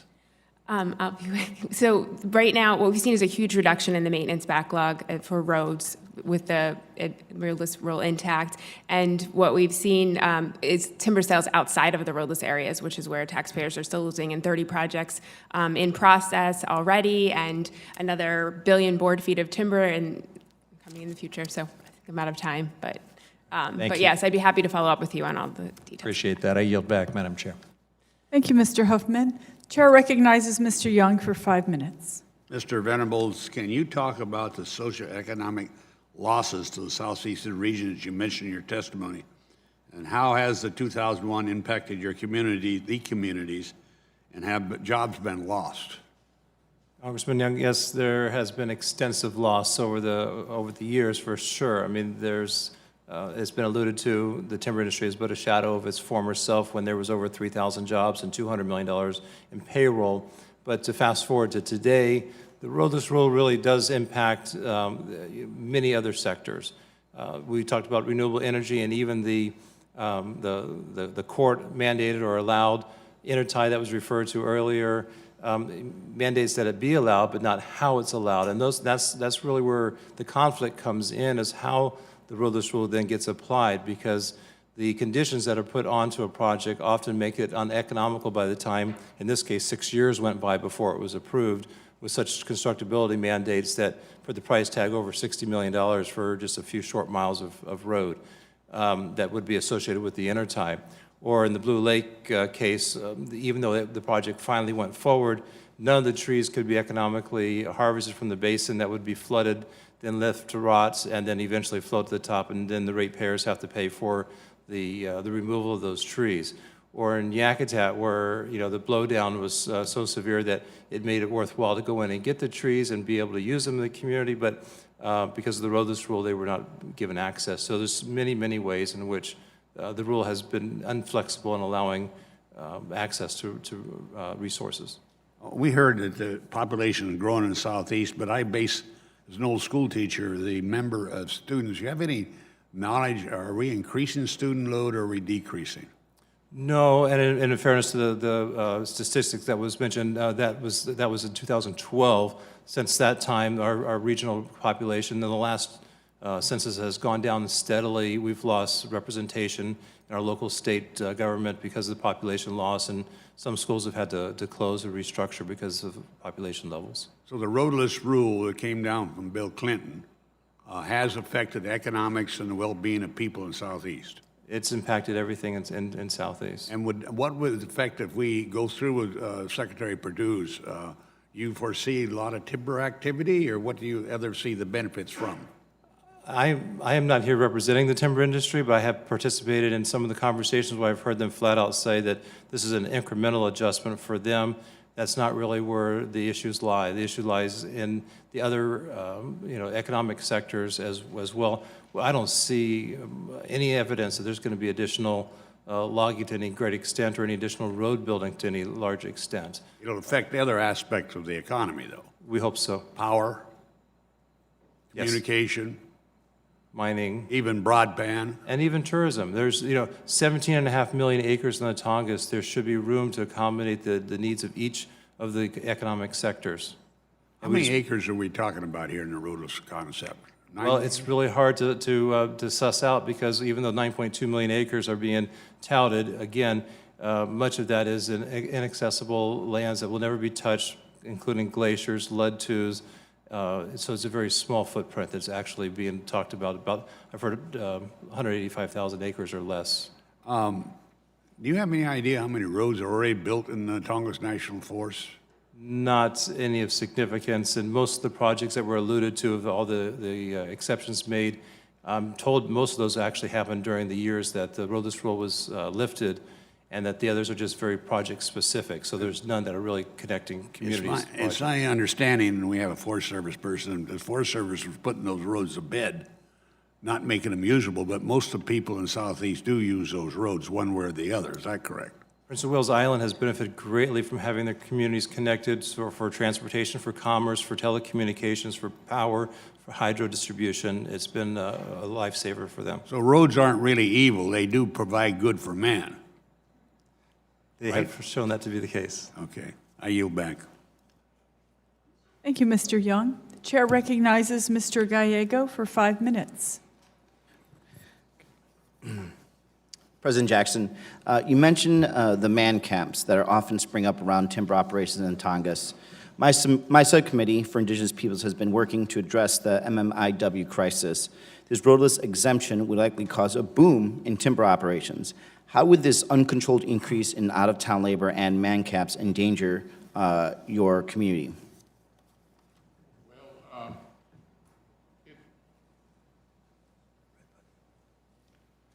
Is this yours? Sorry about that. I personally witnessed this when I was a young man. In my early 20s, I was chief police of Cake. And they had a logging camp just outside my village. And there was an increase in domestic violence, as well as other things. We have a liquor store in our community, so these men would come in, and there was a great variety of different things that took place in our community. That wasn't very, very nice. One of the things that we've seen from testimony and both from government officials and nonprofits is that the vast majority of violence against Native women occurs at the hands of non-Native men. So is that what you saw in your time, and is that what you predict may happen again should these man camps spring up in reaction to the exemption of the Tongass for the roadless rules? Yes, I believe so, and as I talked with other leaders around Southeast, especially down in Prince of Wales where they had extensive logging, there was an increase in, our native indigenous women being killed down there. And 3 specific ones were named. And it's very sad to say that, we're not entirely against logging, but, we have to protect the lands and our people. Thank you, Mr. Jackson. Mr. Furnish, you were involved in the initial development of the roadless rule in 2001. In your opinion, would a full exemption for the Tongass National Forest from the roadless rule be a responsible environmental policy or a responsible use of Forest Service resources? No. Thank you for being so so clear. I can give you more if you want. What's that? I can give you more. Well, we could go a little further here. I have introduced the Roadless Area Conservation Act to codify the roadless rule as is, including its protections of the Tongass. How would providing certainty about the applicability of this rule through codification improve our ability to manage and protect forests like the Tongass? When you say codification, are you talking about a legislative act? Yes. Well, you know, it's interesting. When we were working on the roadless regulation, it was not an executive order. It was an agency action. And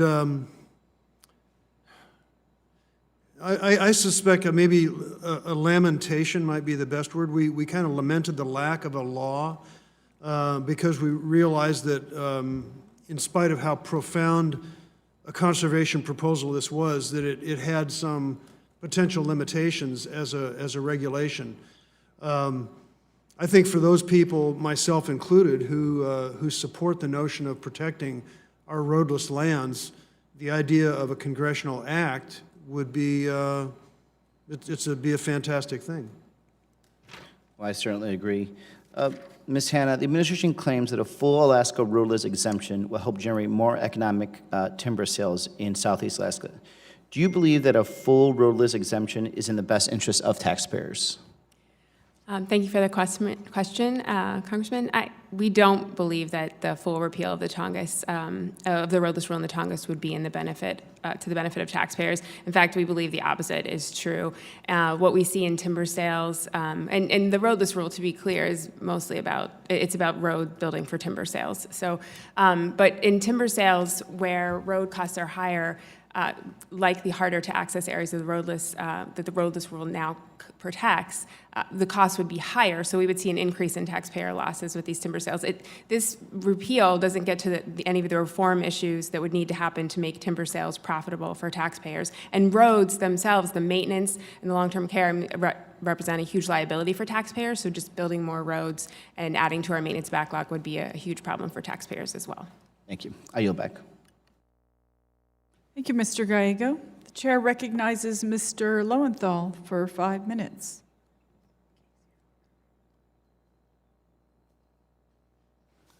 Thank you, Madam Chair.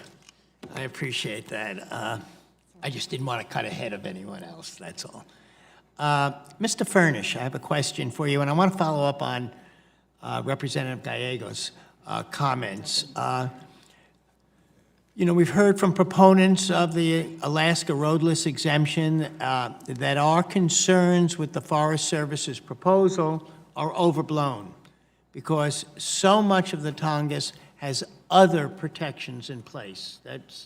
And so as someone who played a lead role in the development of the 2001 roadless rule, can you comment on why it continues to make sense to have roadless protections even with other laws, rules, and protections in place? Are there enough other protections? And can you explain that? Because one of the arguments is it's not, don't worry about this because there are all these other protections that are already out there. Do you agree with that? Yeah, the way I would try to answer that would be that, yes, the Tongass is a huge national forest. It also has, everything about it is huge. The fisheries are huge, the wilderness areas are huge, the roadless areas are huge, and I might add, historically, timber harvesting was huge. It's difficult for me to ignore 4 decades of really big-time logging on the Tongass that changed much of its landscape. And as has been noted, like on 94% of the high-quality old-growth timber on Prince of Wales Island is gone. So that stands in contrast with the idea that, well, too much is being protected, because what the roadless rule sought to do was protect against that kind of historic excess. So I think that the notion on the Tongass is a huge national forest, and thus the idea of setting aside huge acreages of roadless was warranted. It was intended to protect the naturalness and the types of landscapes that existed for future generations. Thank you. Mr. Jackson,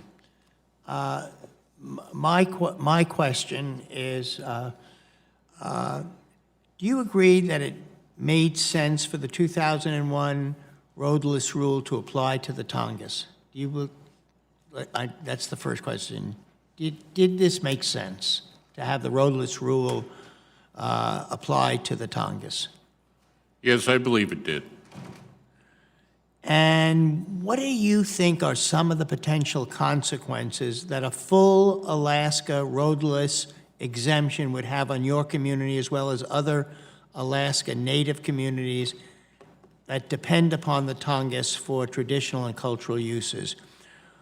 What would be some of the consequences of a full exemption on your community as well as other Alaska Native communities? Well, you know, with the cost of things in Alaska, our food security is one of the foremost things that we really have to look out for. Everything in our rural villages costs twice what it will cost anywhere else to go to the store and buy a loaf of bread, a gallon of milk, or whatever. But yeah, the food security, I think, foremost is because we basically live off the land. We go out and we hunt and we gather. We gather from the forest, we gather from the tidelands, and you know, the fresh water guarantees our salmon will come back. Thank you. I want to go back to in the time that I have left, Mr. Furnish, just quickly. The argument from the administration is that a full Alaska roadless exemption is necessary, but we shouldn't be too concerned because the ground impact, and you mentioned the size of it, but they say the ground impact will be minimal. If a full Alaska roadless exemption is provided, wouldn't that allow the U.S. Forest Service to roll back additional protections down the line by again amending the land management plan or reclassifying areas on a project-by-project basis? Are we setting, what are the future consequences of the actions that are going on today? I think it would be an important precedent. How grave a concern that is, I don't know. The present one about eliminating 9.2 million acres of roadless protection is grave enough for me to say no more. Thank you, and I yield back. Thank you. And thank you, Mr. Case, for your patience. I recognize you for 5 minutes. Thank you, Chair. Mr. Furnish, the roadless rule is often cited as the reason or a major contributing reason to decline of timber in Southeast Alaska.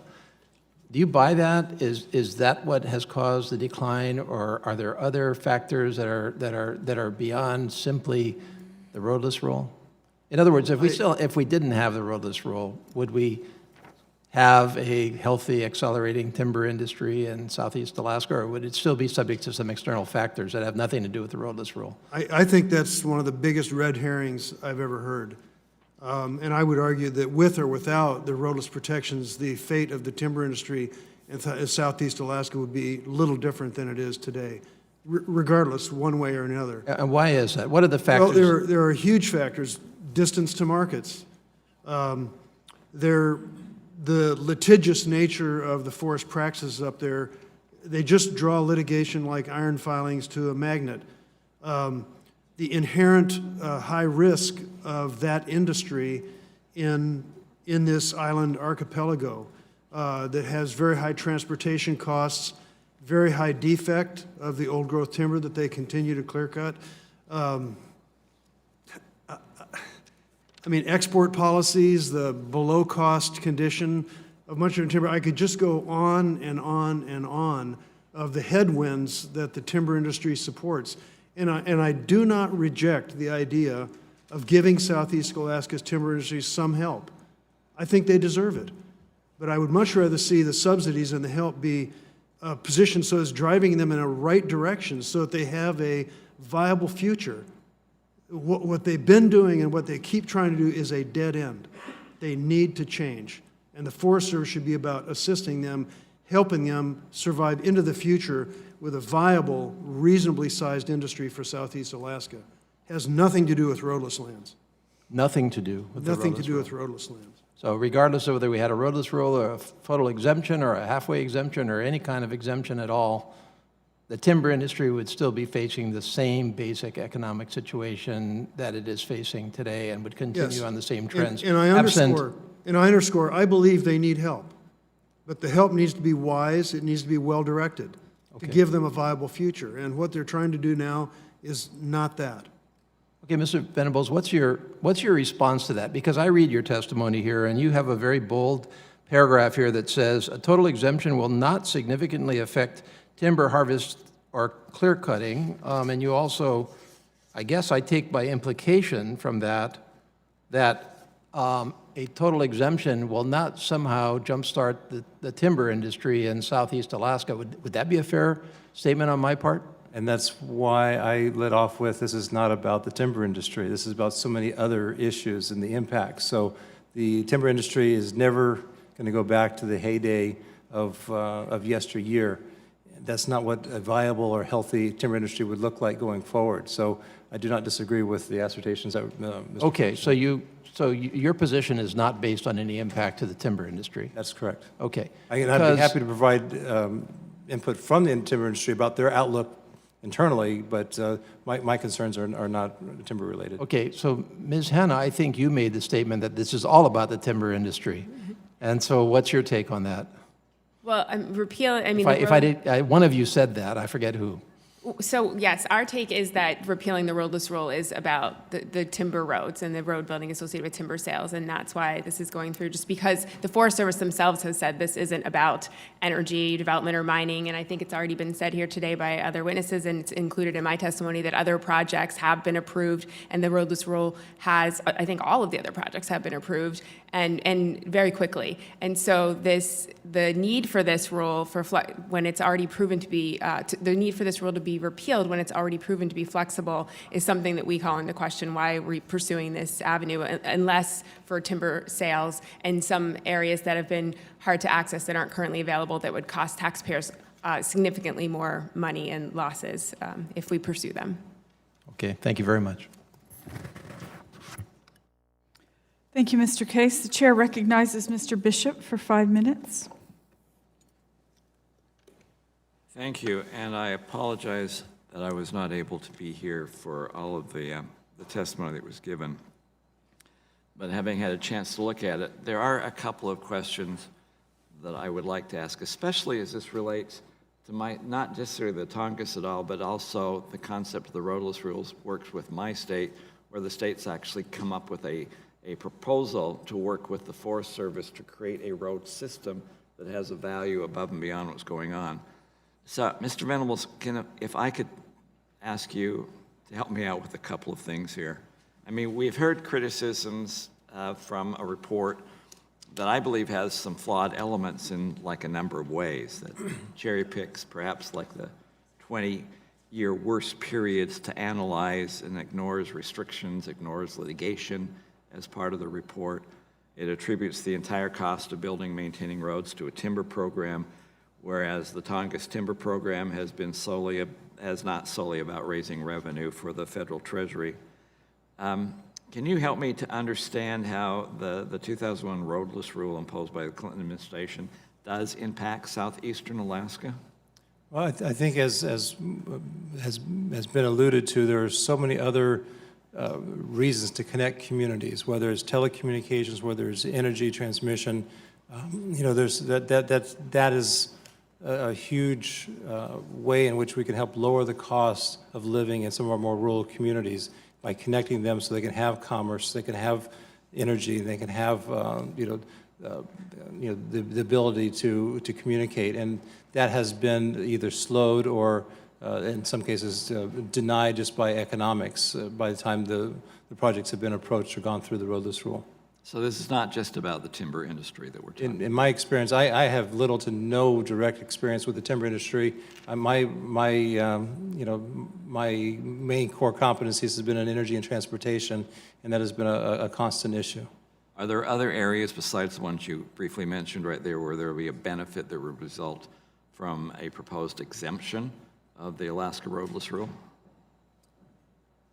I've not seen anything real meaningful that has been a project that's been exempted. They've all been very, very specific and short-lived, with maybe the exception of a small road piece and Sitka that does not really contribute toward the long-term transportation needs of the other regions. So I've not seen any firsthand experience with any exemptions benefiting the economy.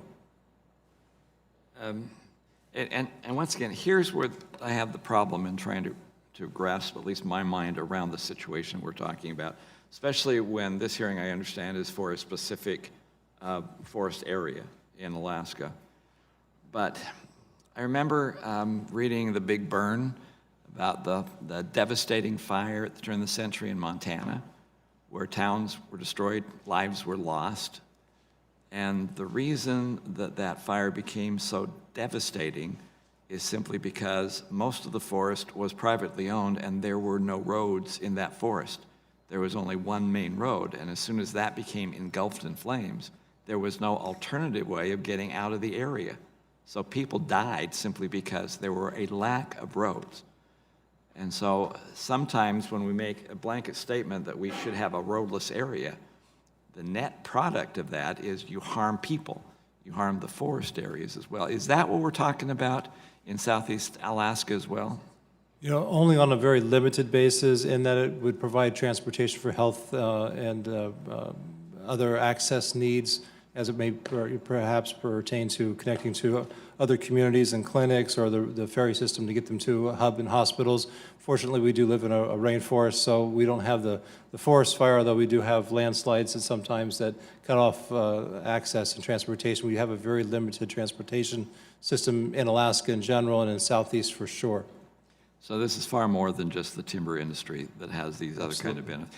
And do the tribe also benefit from the roadless, from these roadless roads? I'm sorry, these are not roadless.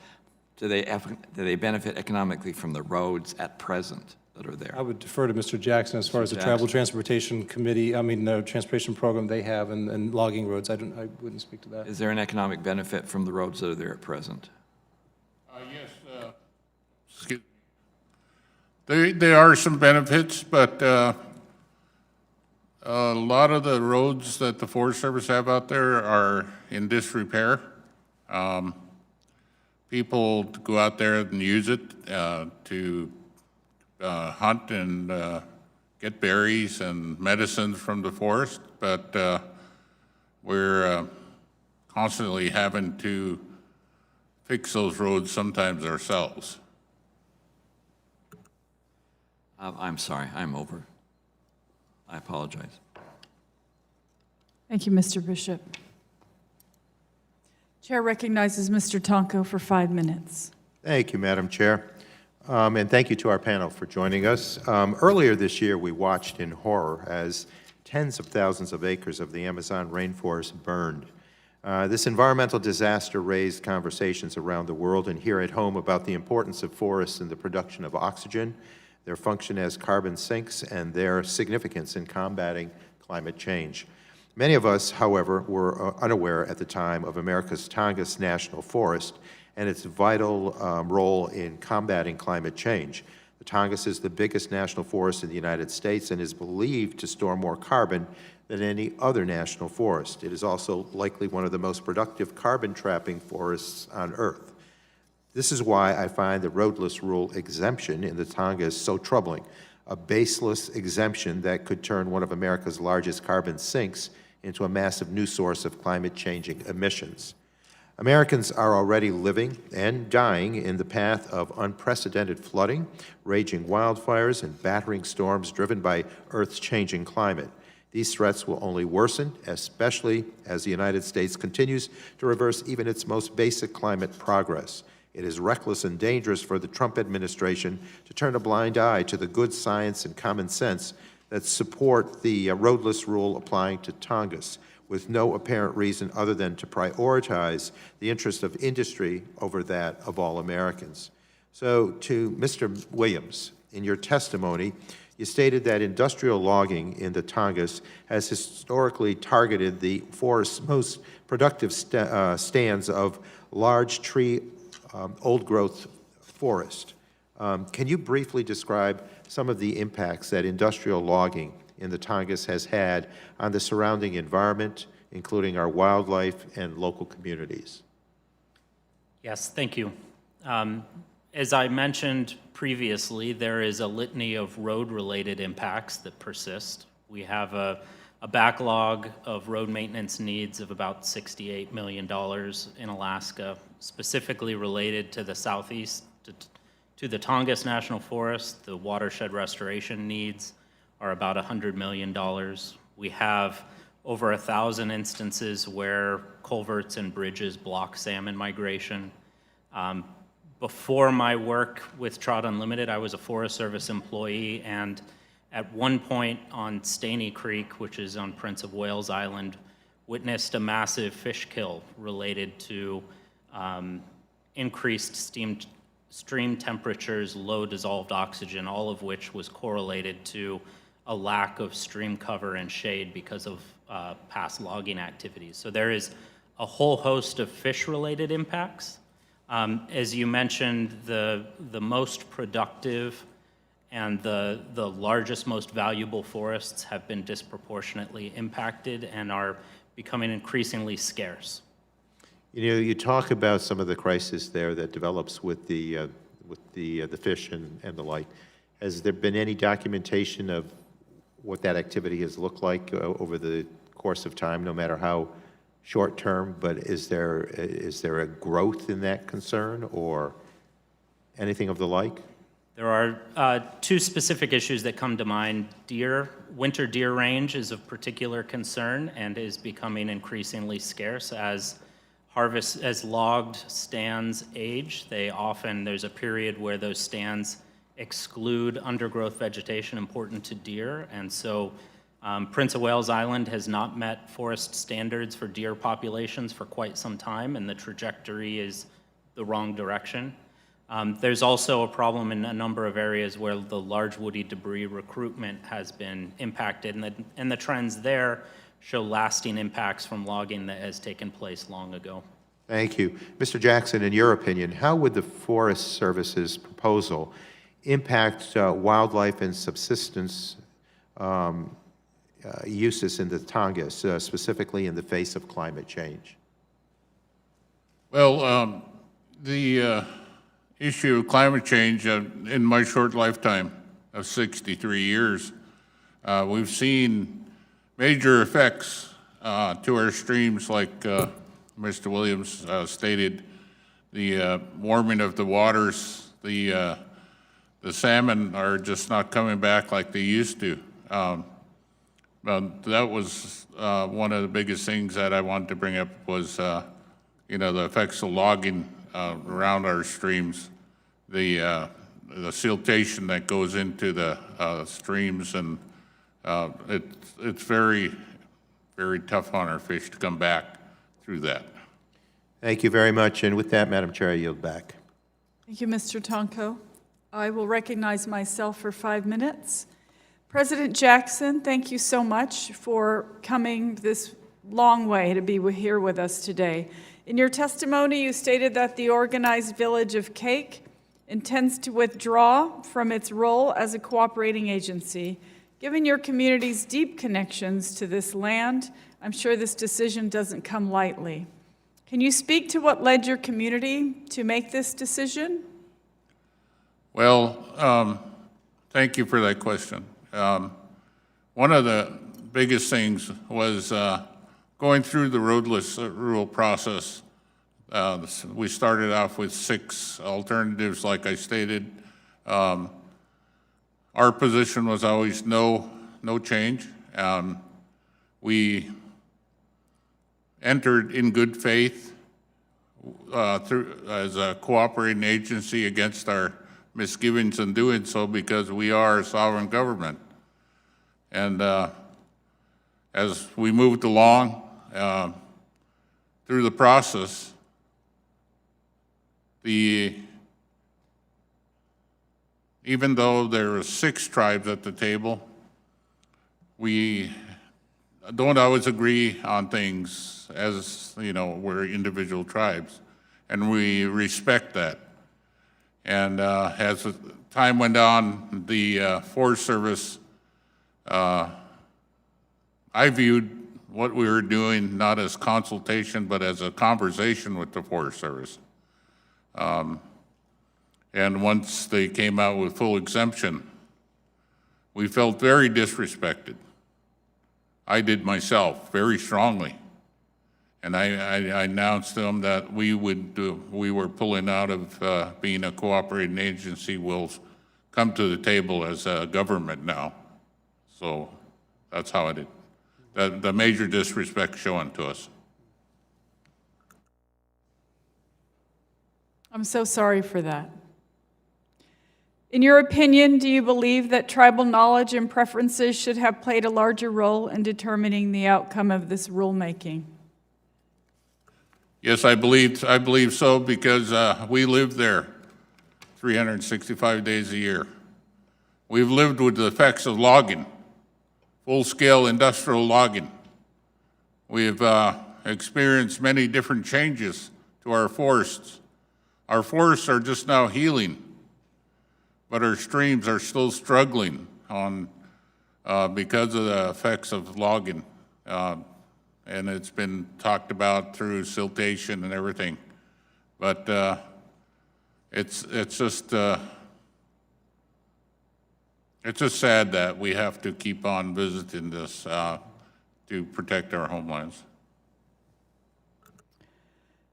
And again, President Jackson, given your experiences as a commercial fisherman, logger, road builder, and lifelong resident of Cake, can you briefly comment on the importance of more sustainable industries like fishing and tourism to the village of Cake and other communities in Southeast Alaska?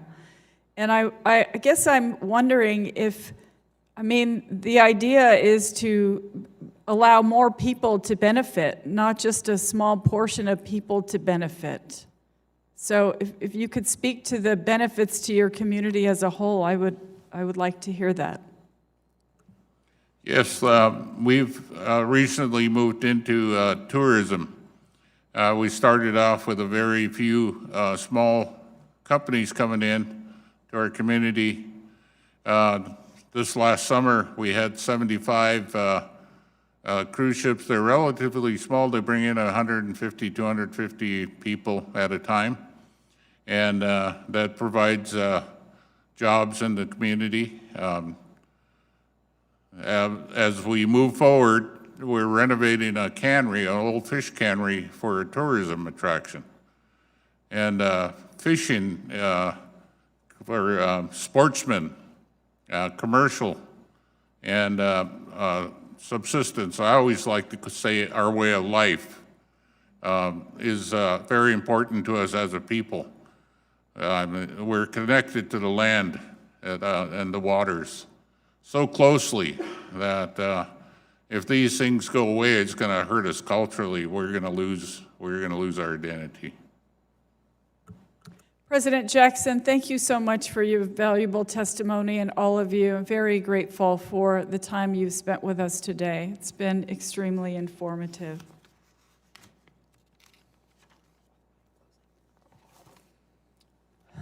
I thank all the witnesses for their valuable testimony and the members for their questions. The members of the committee may have some additional questions for the witnesses, and we will ask you to respond to these in writing.